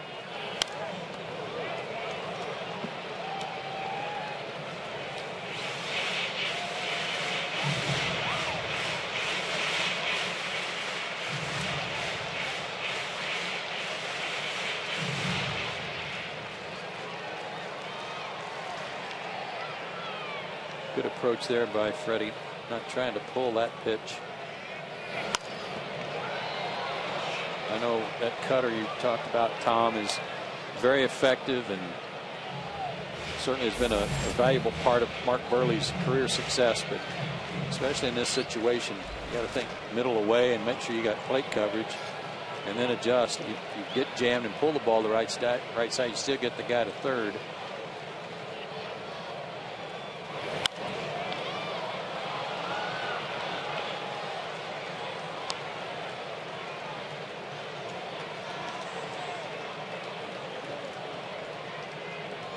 Freeman's seen 8 pitches so far in this at bat.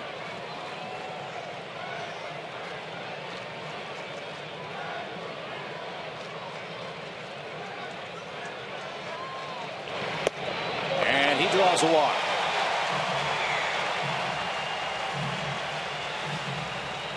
A rare walk from this guy. It's only his 9th this year.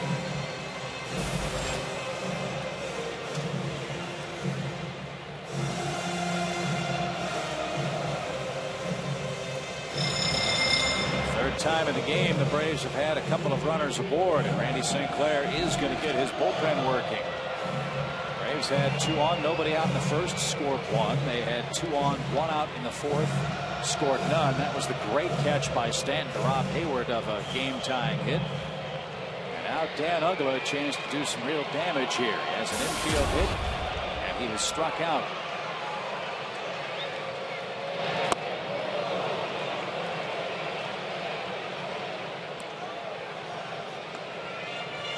All the good work Burley's done this year. His 4th and his 6th innings have been the 2 innings that he's given up his most runs this year, so might be a sign of things to come here. Up the middle, there's a base hit. Prado around third will get the green light. It's a 6-2 game.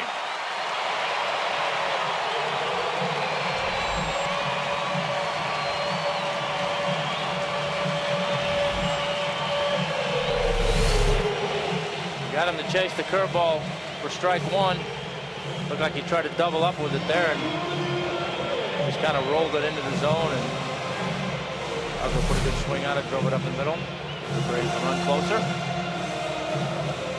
And former Brave Randy St. Clair, the Marlins pitching coach, makes his way to the mound. 3 straight Braves have reached in the inning.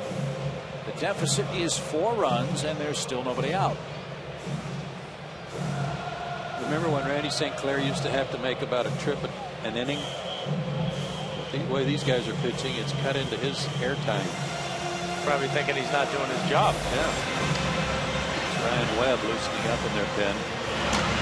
Burley went the distance 2 starts ago against San Diego. He beat them 4-1, 9 innings, 5 hits. He just gave up 1 run. And then his last start against the Mets pitched into the 7th, 6 2/3. That pops away from Buck, and the runners move up 90 feet. 1 ball, no strikes. Wild pitch.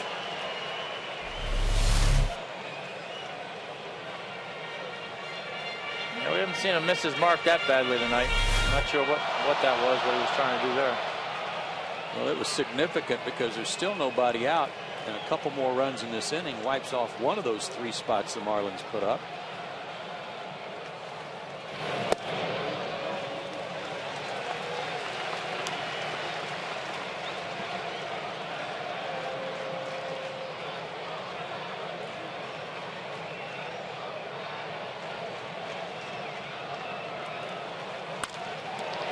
To second. Infante flags it down for the first out, but a productive at bat for McCann. He brings home Freeman, and Uggla's at third. It's a 6-3 score.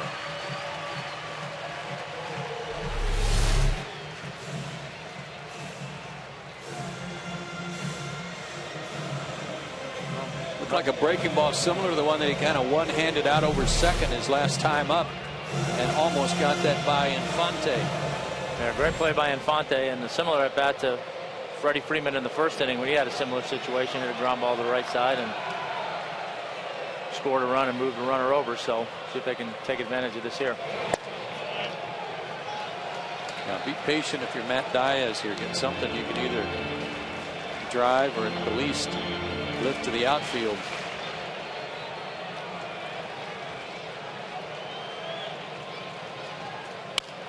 Ground ball to second. That will score Ugla. 6-4.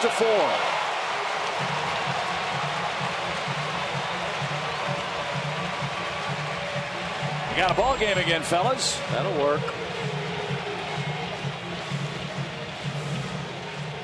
Getting that runner in from third with less than 2 outs is such a marked improvement for this Braves offensive club over last year's team.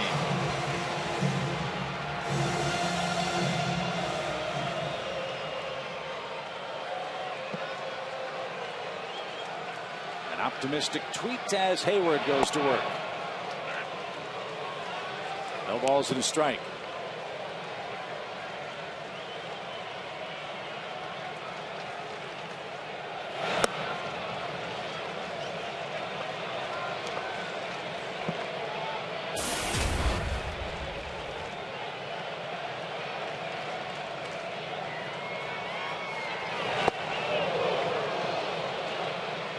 Is that a well-disguised pitch?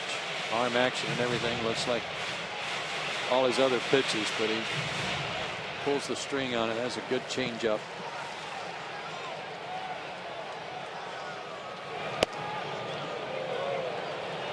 Action begins in the Braves bullpen. Chris Medlin and Chad Durbin are throwing. Braves have scored 3 times in the 6th.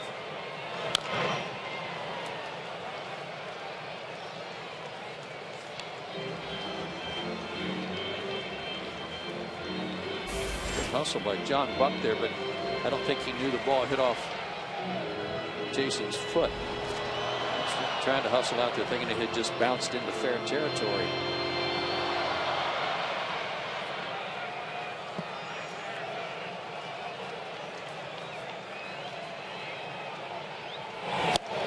And Jason's down on strikes.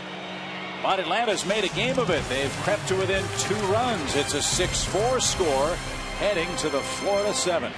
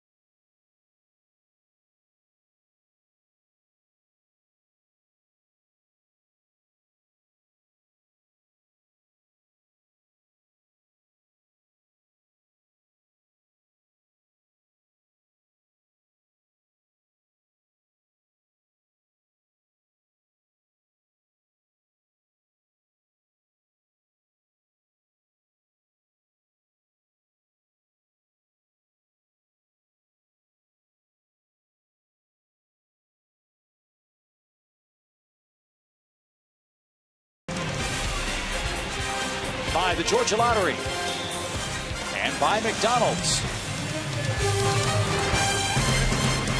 Got a ball game again after 6-4. Miami leads the Braves. Christian Martinez back out there for another innings worth of relief. And he's got the 3, 4, and 5 hitters coming up. It'll start with Hanley Ramirez.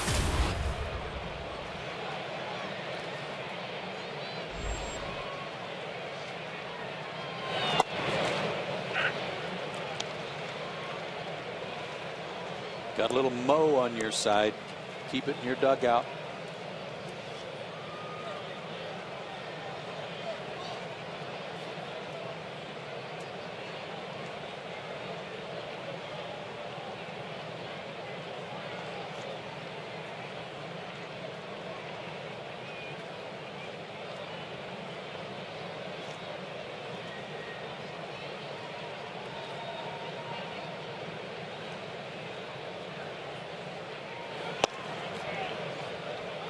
Outside, 1 ball, 1 strike.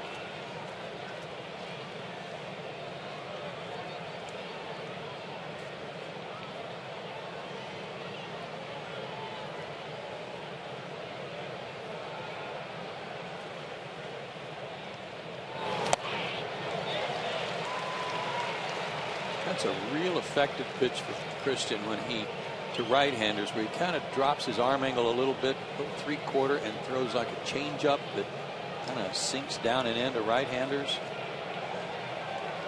He kind of geared up for a fastball, thinking he's going to drop down and try to buzz one by him.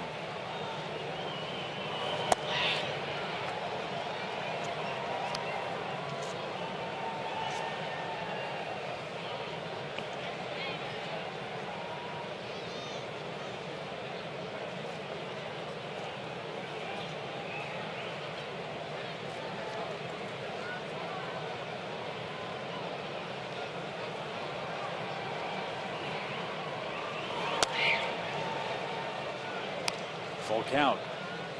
Well, you don't want to walk him here, obviously. After your offense come back, scored 3 runs, get you back in the game. Last thing you want to do is come out that next inning and start it with a walk.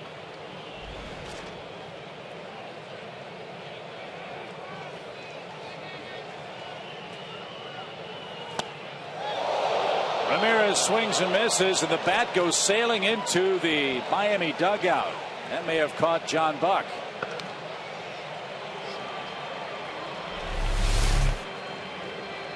Like it hit right on the edge of the roof. Oh no. Got him on the arm.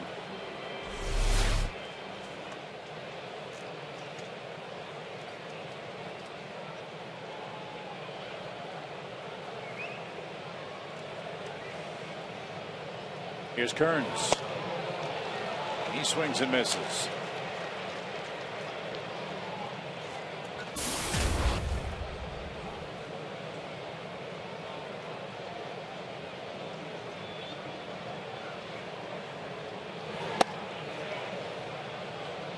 Kearns part of the Marlins off-season shopping spree. They were real busy before Christmas. They signed Ozzie Guillen September 28th. Heath Bell December 5th. Reyes December 7th. Mark Burley December 9th. And Kearns goes the other way. Diaz over quickly. Kearns will reach second with 1 out. They got Kearns on January 24th, and don't forget, this was a ball club that was also in the hunt for Albert Pujols. And Kearns' night is finished. A couple of doubles, and he'll depart for a pinch runner. It's Brian Peterson, who will also act as a defensive replacement.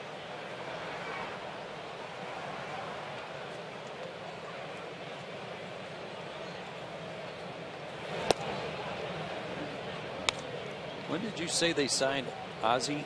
September 28th. Really? That's what it said. I mean, that was the last day of the season, wasn't it? The guide said, yep.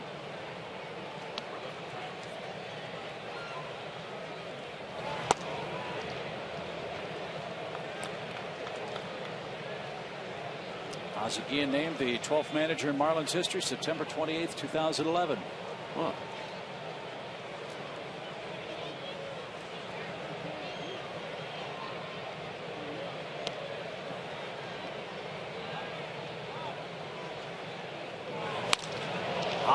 high fly ball deep left center field. Hayward gives it a look, but can't get it.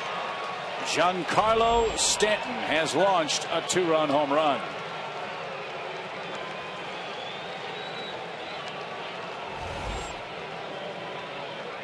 He must have hit that a lot better than what it sounded like, because he stood at home plate and looked at it for a little bit.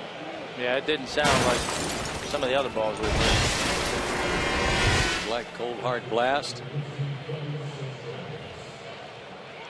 He was pretty sure he got it. He knew before the rest of us.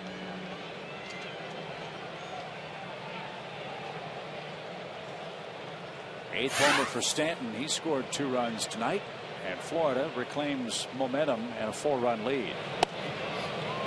Giancarlo, another part of that story about his name is that his dad is Irish. His mom is Puerto Rican and African American, but his parents just liked Italian names.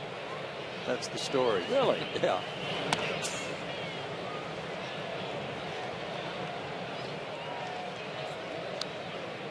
You hit the baseball as hard and as far as he does, you can call yourself whatever you want. Some kind of an exciting player. Here's Gabby Sanchez. He pops one up. And Tyler Patchnicki is under it and has it. There's out number 2 in the 7th inning. Fans, BOB will perform a free post-game show Saturday, June 16th. It's presented by Coca-Cola and Delta. Watch the Braves take on the Orioles. There'll be a free concert after the game as BOB performs hits from his newly released album. We hope you'll join us. Visit Braves.com/concerts for tickets today.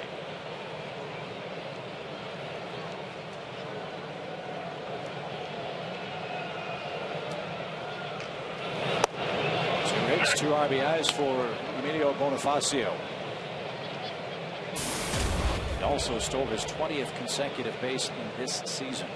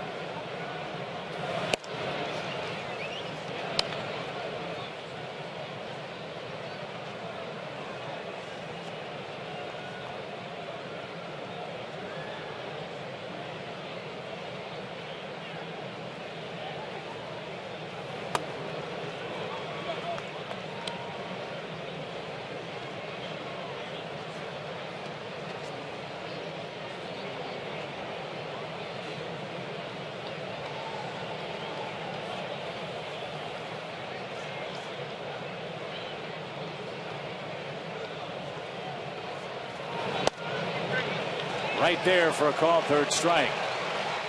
4 strikeouts for Christian Martinez, but Giancarlo Stanton hit a long home run to center field, and that makes it an 8-4 game.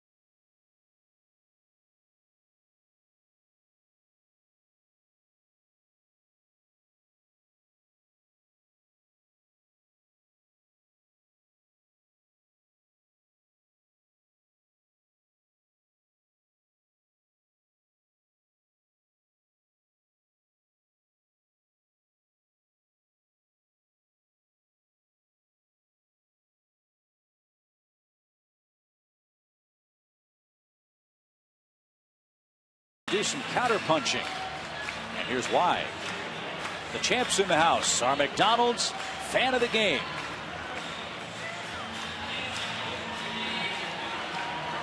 Evander's here. He'll help get things stirred up here in the late innings. And we've got a new pitcher, Steve Cishek, who's been very effective out of the Miami bullpen. Mark Burley went 6 innings, 6 hits, 4 runs. Got him with 1 walk and 4 strikeouts.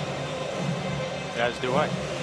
Cishek was a guy that when he fell really faltered at the beginning of the season. Ozzie Guillen said Cishek would start finishing games, and while he didn't pick up any saves, he certainly picked up some wins.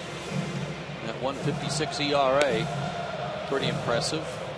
You can see his arm angle, going to give some right-handers fits.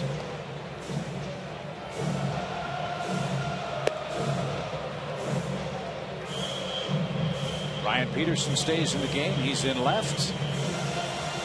And here in the Atlanta 7th, Francisco will start. And Eric Hinsky will pinch hit, and then we'll go back to the top of the order.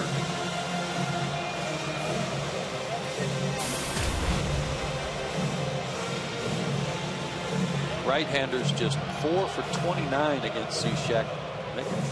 4 for 31, I beg your pardon. A 129 average.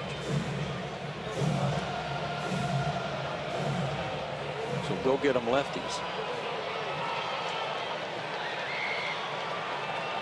Cishek is out of Falmouth, Mass. Is that how you say it, Tommy? Falmouth. Falmouth. All right, thanks.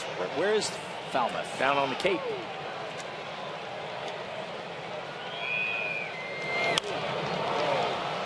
Back by Francisco. Steve, right one.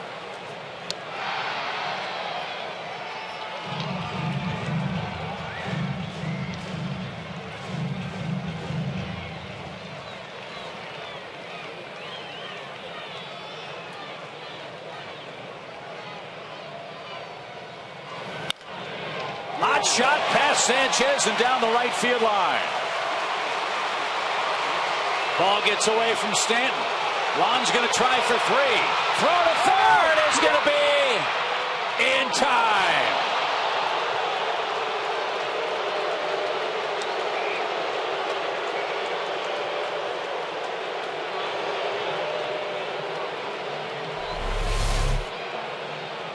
Here's the good part.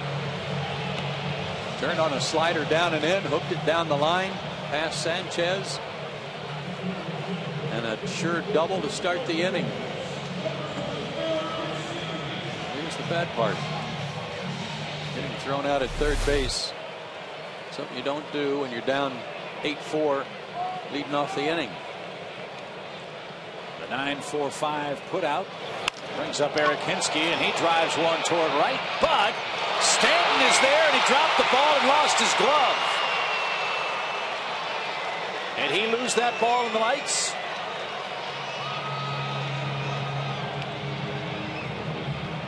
Yeah, it looked like he just kind of threw his glove down there because he lost it, hoping it would hit his glove. Yeah, it never did. Hit him in the back leg. He's lucky he didn't hurt his arm getting it caught back behind him. He may have hurt it. He's flexing that left hand. Just ask Jason Worth about plays somewhat like that. Broke his wrist for the Nationals. Here's Pasternacky. First time Tyler's batted leadoff in the big leagues, and he's done a good job. He's 1 for 3 tonight.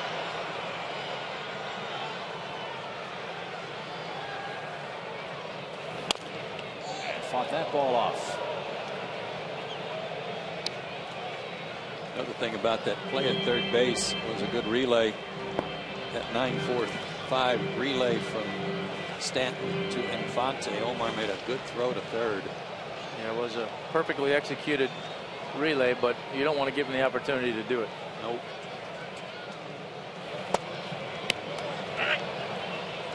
Late strike call. 1 ball, 2 strikes. Home Depot tools the dugout. The relay. And the nice thing there was such a long throw from Stanton. Infante didn't have to go out far to get it, which made his throw shorter. Ground ball to the right side.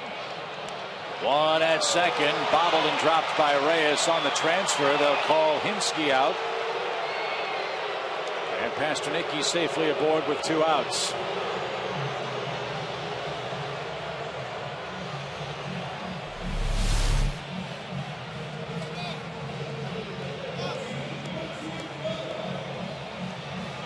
Yeah, clearly on the transfer. Yep.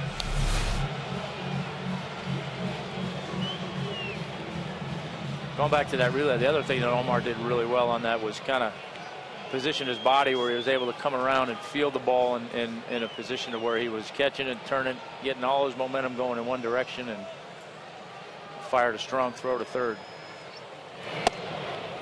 Something I've contended for years is that the outfielder ought to be making the longest throw. Typically, not always, but typically he's got the better arm anyway. Have him make the long throw, and the infielder the shorter throw on any relay.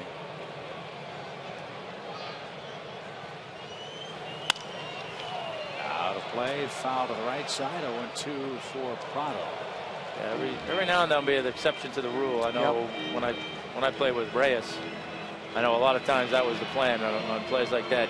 Outfielders get the ball to him as quick as you could and use his arm. For call?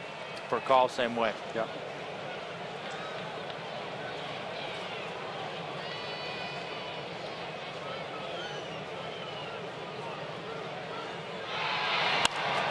Another opposite field shot. This one off the bat of Martin Prado. Stanton bobbles another one.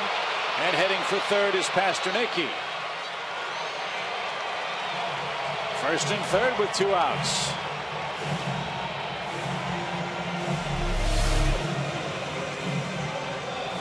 Another thing of beauty from Martin. Just a joy to watch, and that one just rolled right up Stanton's glove. Maybe he took his eye off of it too soon. Relaxed a little bit, maybe.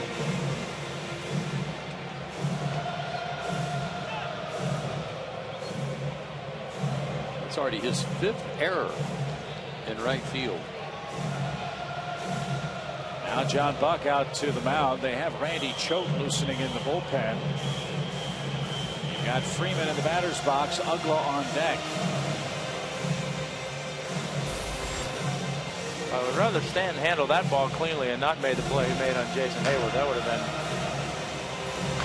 been a better state of events. So the stall tactic worked apparently. Ozzie Guillen makes his way to the center of the diamond. Looks like we will have a lefty-lefty matchup. Indeed, he will make the call to Randy Choate. Cishek is out. He's allowed 3 hits but no runs. And the Marlins lead 8-4.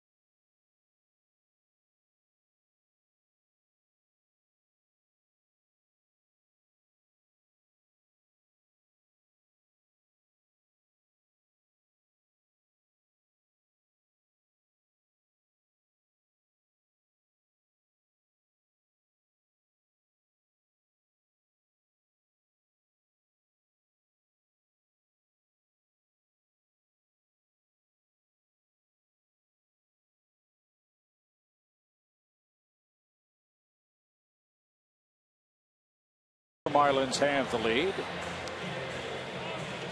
And time for tonight's Chevron pitching matchup.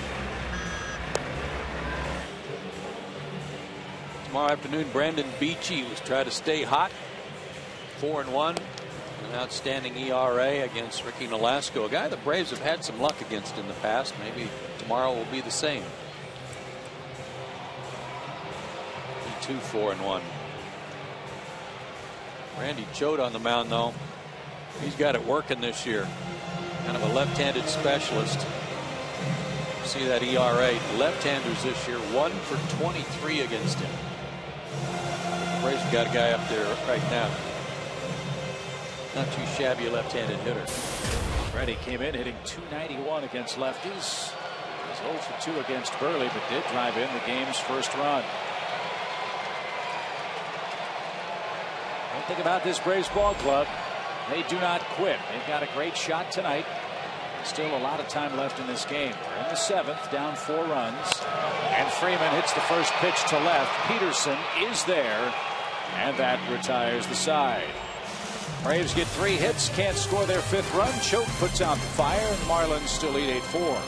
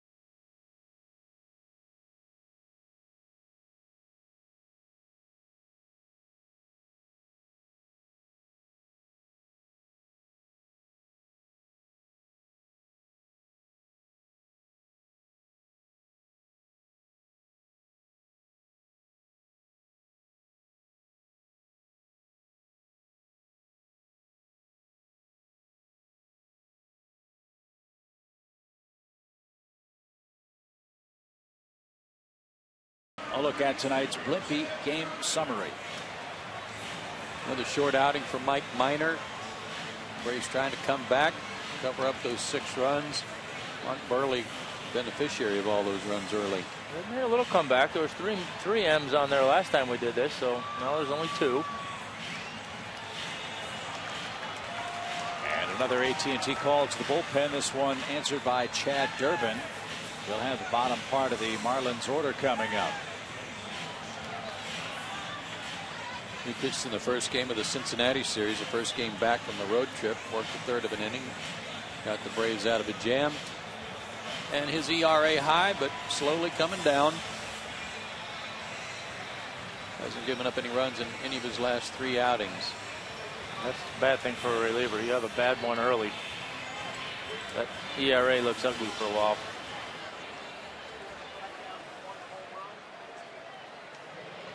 John Buck, the first man he'll face. Catcher 0 for 3 tonight.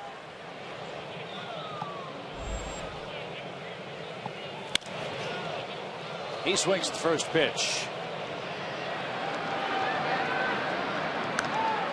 1 out. Fans stop by the all-new Game Used Collectibles store located on the terrace level at Turner Field. That's near the Chop House. You'll find game-used jerseys, baseballs, bases, framed limited edition collectibles, and much more. Look for the Game Used Collectibles store on your next visit to Turner Field.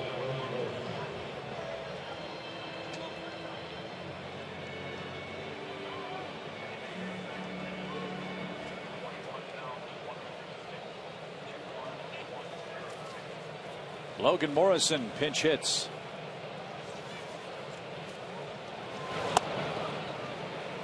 Probably see him back in there tomorrow against Beachy.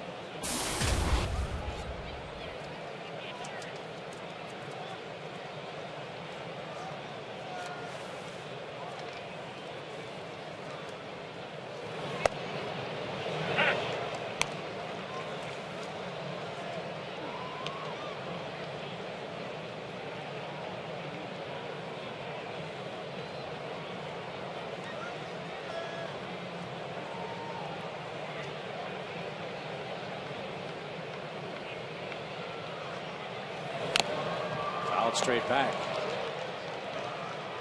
Morrison's first career homer came in this ballpark August 27th, 2010. That game against Tommy Hanson. That was an emotional day for Logan Morrison. You'll recall his father was battling cancer, I believe it was, and was unable to make the trip to Atlanta. I think he was watching the game on television.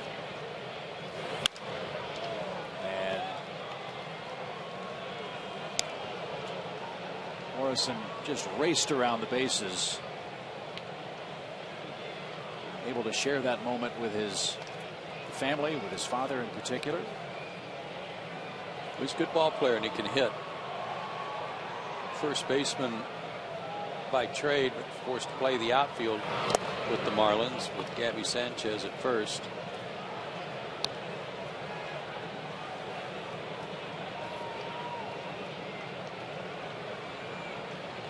Although if Sanchez continues to struggle and hit under 200, that might provide Ozzie Guillen some more flexibility. Put Morrison at first. Downstairs, full count. We were in Miami as well when Morrison was really fortunate to be able to continue playing baseball. Remember the foul ball that hit him in the eye, the on-deck circle down there? Marlins were heading out after the game to go to Philadelphia. The Braves were coming back home, I believe, and there was concern that Morrison would have to go to the hospital. Ground ball to second, and he'll be retired. Not only did Morrison have all the medical stuff performed at the ballpark with his eye all black and blue and swollen, he insisted he get on the team plane and went with the team to Philadelphia, and I believe played the next day. He did. So he's a tough cookie. 2 outs.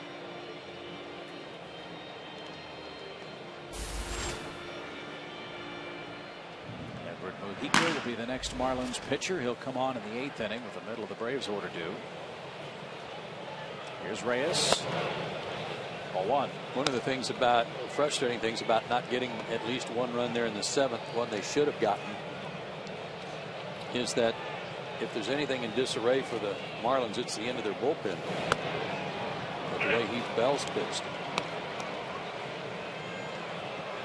Keep it close, you might be able to do some damage.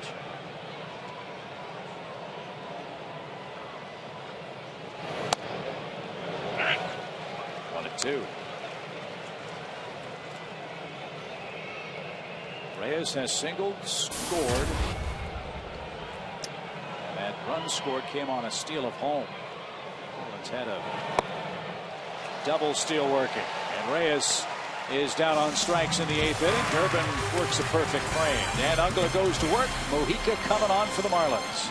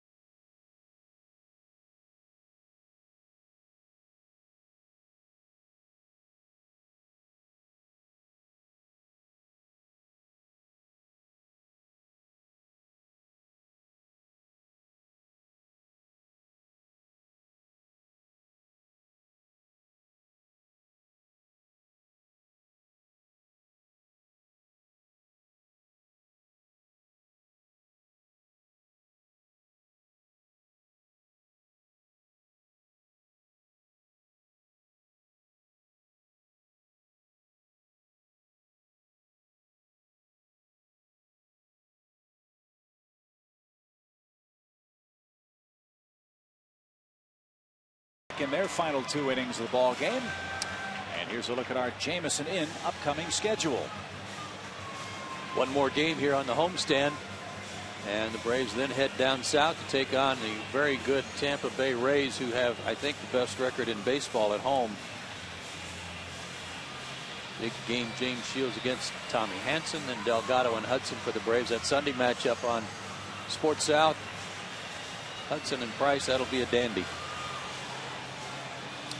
Tampa Bay 13-3 at home.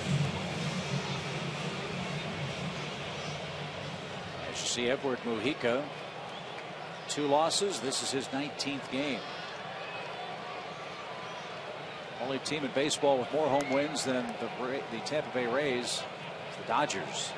They're 16-4.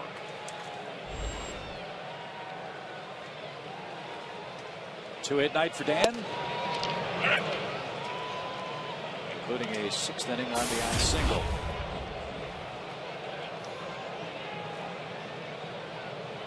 His 5th multi-hit game in the last 10 he's played.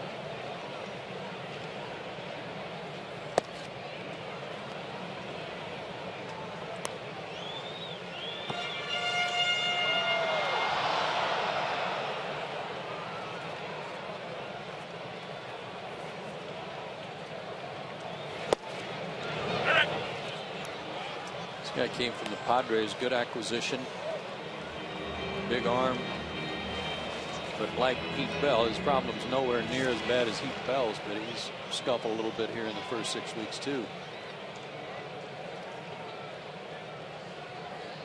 Well, like I said, this has been their Achilles heel, the back end of this bullpen, so maybe they could sneak a couple here or even one and put a little bit more heat on Heath Bell in the 9th. Should they choose to go that way.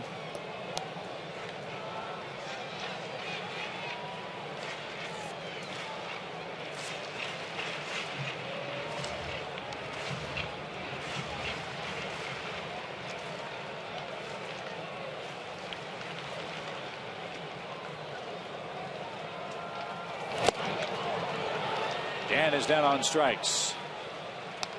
1 away in the Braves' 8th.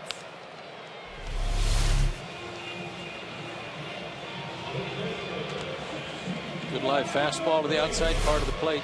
Not a whole lot you can do with that pitch right there. That's a pitcher's pitch in location, and 92 miles an hour. You tip your hat to him. A 1-for-3 night for Brian McCann with an RBI.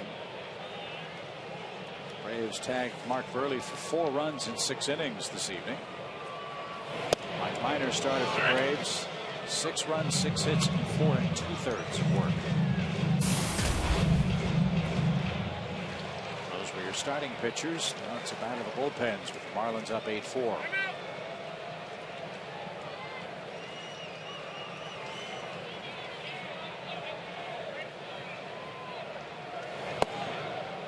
One thing about the unbalanced schedule, when you play a team in your division as much as teams do now, you get a pretty good grip on everybody that comes out of the bullpen that you're used to seeing them, and you can go back and look at some video of a lot of at bats.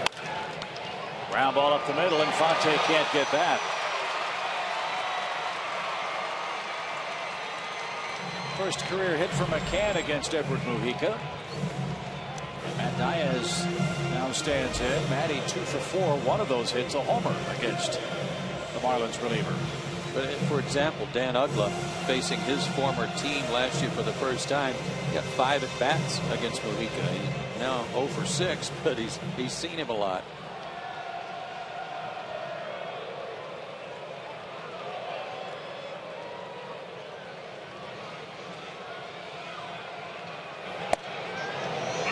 Strike 1 to Matt.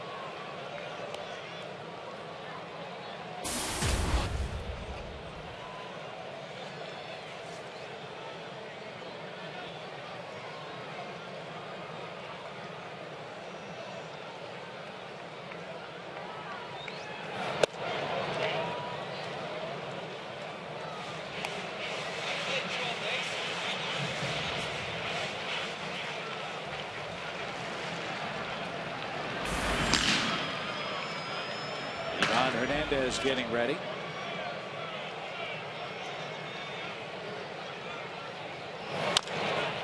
chopper hit toward Hanley at third. He'll fire to second. 2 outs.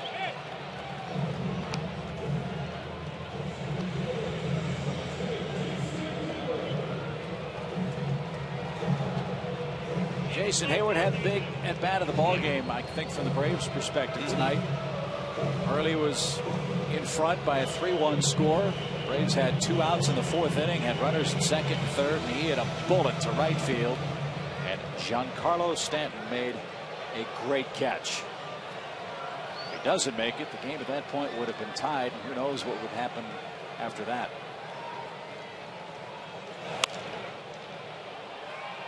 Left side foul, strike 1. Yeah, you're right, Chip. If he doesn't catch this ball, it's a certain double and probably 3 for Jason. But what a catch. Last 4 or 5 strides, he just made up some ground.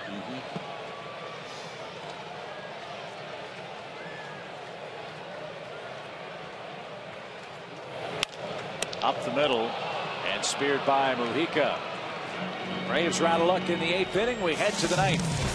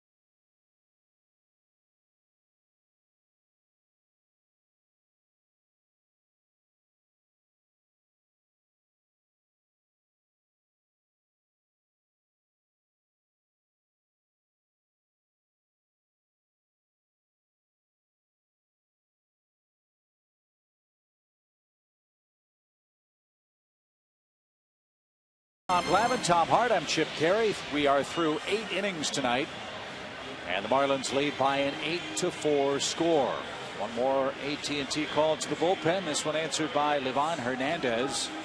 He'll go through the 2, 3, and 4 spots on the Marlins lineup card. Speaking of good work, Livan Hernandez has done outstanding work. Hasn't given up a run in any of his last 3 outings, and only once in his last 7. Worked 2 days ago against the Reds. An inning, no hits or runs, no walks, and had a strikeout. Tommy, we haven't gotten your thoughts on what Livan Hernandez is doing at this stage of his major league career. All those years, a lifetime starter, now thrust into a long relief role for this Atlanta ball club, and thriving. Well, I mean, I think the biggest thing is that he's a guy that throws strikes, and he's not afraid to use any of his pitches. You know, I think for a guy to make that adjustment who's maybe not comfortable in doing everything he's doing and comfortable throwing strikes, it might be a little bit tougher, but I don't think there's too much that rattles Livan. He made some huge pitches up in St. Louis in the extra inning game that the Braves won. Up a save this year. He's gobbled up some very, very big bullpen innings for the ball club. And he's promptly gone 3-0 to Omar Infante. He's only hitting 194 against him. Livan throws his hands in the air like, well, that was where the pitch was before.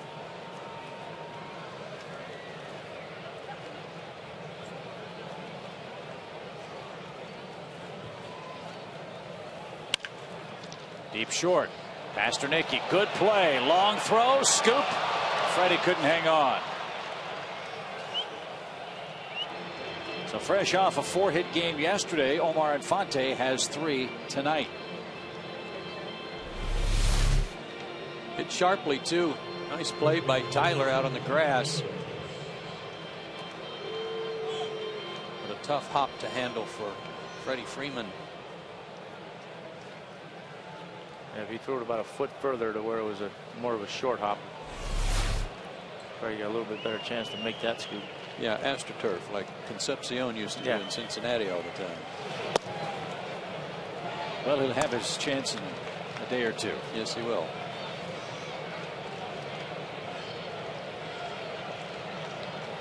Andy Ramirez is hitless tonight, but he was hit by a pitch and scored a run in the 4th. Runner goes. Pitch a strike. Throw to second late. Marlins have stolen 4 bags tonight. Yes. Upping their league and major league leading total to 44.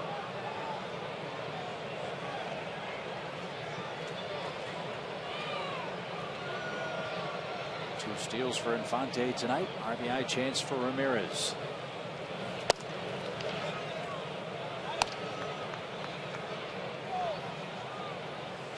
They have Heath Bell loosening up in their bullpen in what is not a safe situation, but probably he needs the work.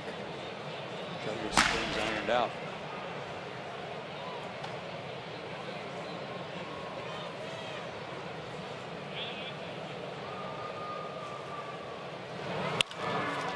Breaking ball hit short. Low throw, but Freeman handles it. Runner at second now. 1 man down. Coming up on Braves Live, presented by AT&T. We'll hear from Freddie Gonzalez after the ball game. We'll get sound from the locker room, and we will have all of tonight's highlights. Our first look at the Marlins, who lead 8-4.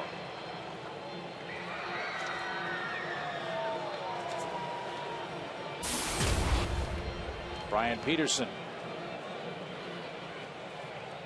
came on as a pinch runner and defensive substitution in the 7th. So this is his first at bat tonight.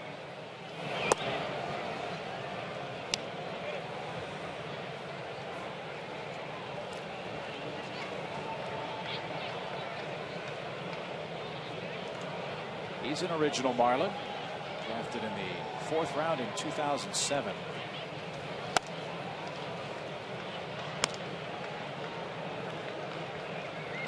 Cal Irvine and a Chatsworth High School chancellor.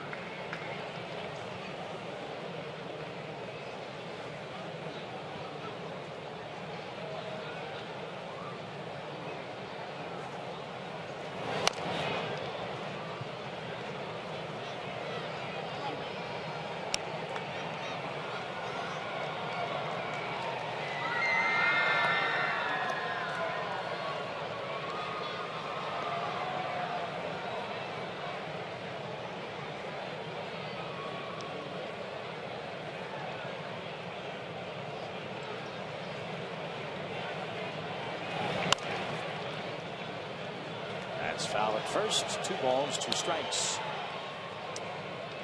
Mets are losing tonight.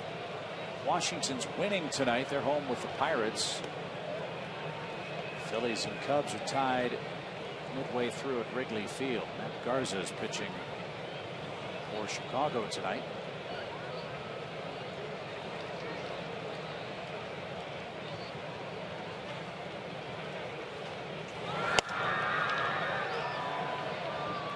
Balls, 2 strikes.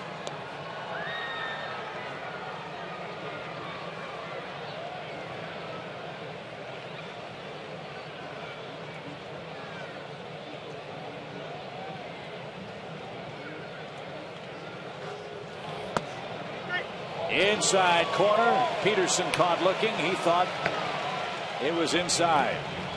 2 outs.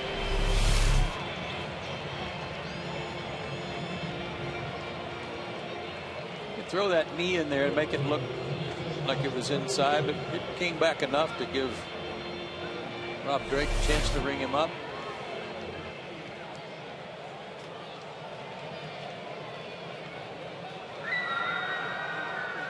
Here's Stanton. Wow, how beautiful was that pitch? Framed and caught by McCann. I mean, the glove never moved. Never moved. Started out of the zone, came back, and might have been a little bit of a benefit of the doubt given to LeBron, but that's okay. He's earned that. Spoken like a true veteran. Here's the 0-1 pitch to Stanton. And he drives that one deep and foul for strike 2. It's 3 for 9 against Livan Hernandez, and all 3 hits are homers.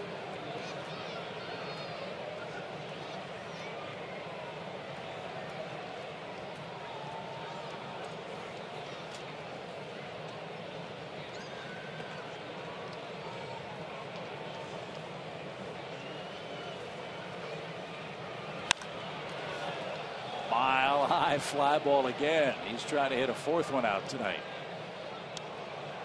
Still 0-2. Put a little extra on that curveball that time. Threw it 70 miles an hour. That guy's shirt should have said nah instead of yeah. He dropped the pop fly.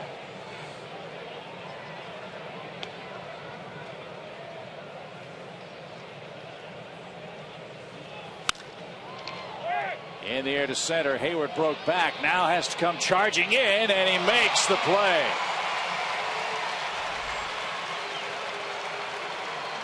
Good recovery for Jason Hayward in the top of the 9th inning.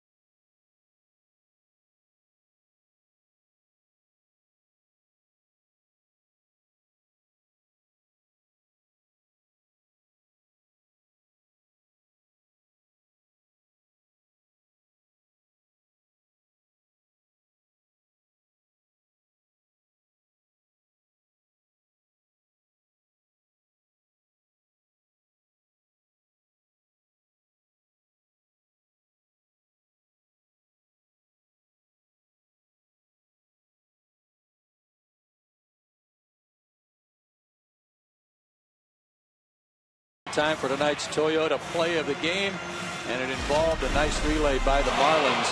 Braves were down 8-4.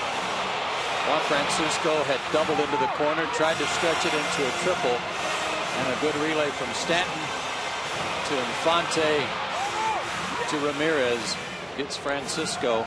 That's the Toyota play of the game.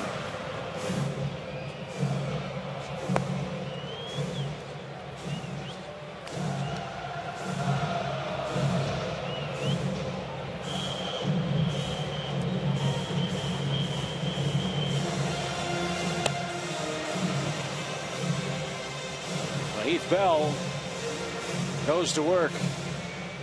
Marlins have had closer trouble last couple of years. They're having trouble this year with one of their big ticket free agent signings. One short of the total of blown saves he had all of last year in 64 games. A huge number of walks already too. He had a couple of good outings back to back on May 8th and May 11th. 2 innings, a 1-hit shutout ball, and then followed it up 3 days ago against the Mets with 2 hits, 2 walks, and 2 runs. Now, the man that closed games for the Marlins previous 3 seasons was Leo Nunez. Leo Nunez's real name is Juan Carlos Oviedo. All the trouble that Nunez/Oviedo has had, they went out and got Heath Bell, who's had more saves than anybody else in Major League Baseball the last 3 years.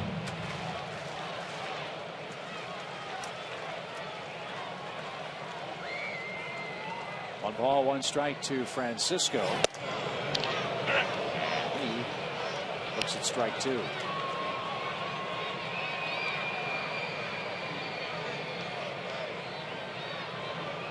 Need base runners.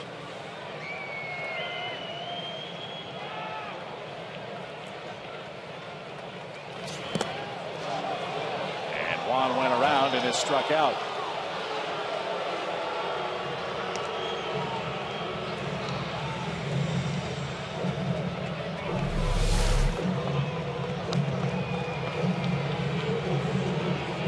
Slider off the plate. Looked like he did go.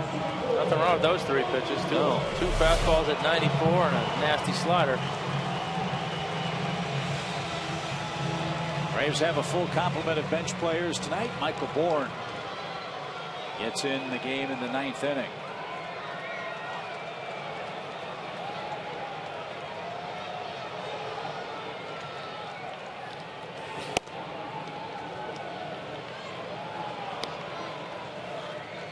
Jones, one would think, would be available too. Bourne with 17 multi-hit games, second to Derek Jeter in hits among all Major League players with 55. And he's got a 5-game hitting streak riding on this at bat. He's 12 for his last 27 with a home run.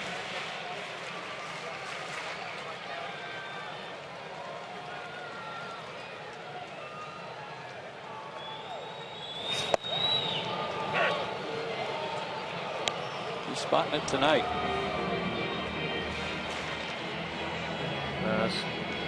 One of the reasons why, as a manager, you like having that 4-run lead, so you can put him out there in a situation where maybe he can relax a little bit and find some rhythm and some comfort.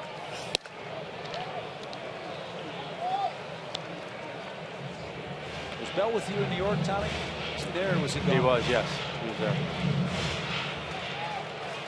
Struggled a little bit there. Could never quite find his place in terms of where they used him in the bullpen. Fly ball toward left. Peterson comes in a few steps. And the Braves are down to their final out. And Tyler Pasternaky is the hitter.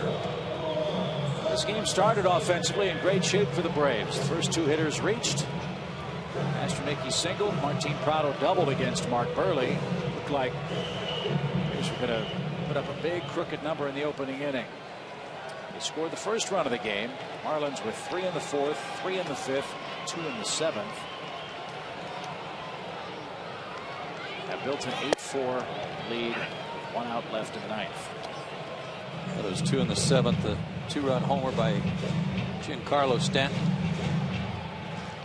really put a dent in the Braves' momentum they had gotten in the bottom of the 6th.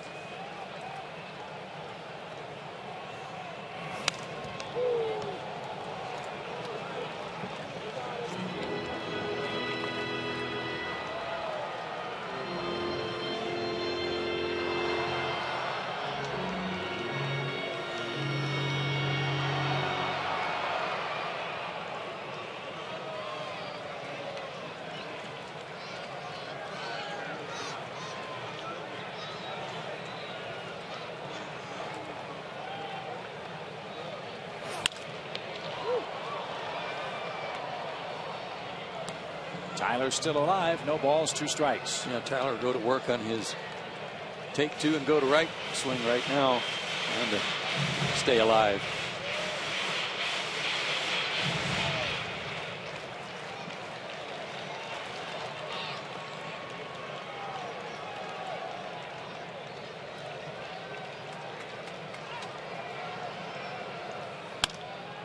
It'll pop, hit towards second. Omar Infante has it. And the Florida / Miami Marlins, they got me again.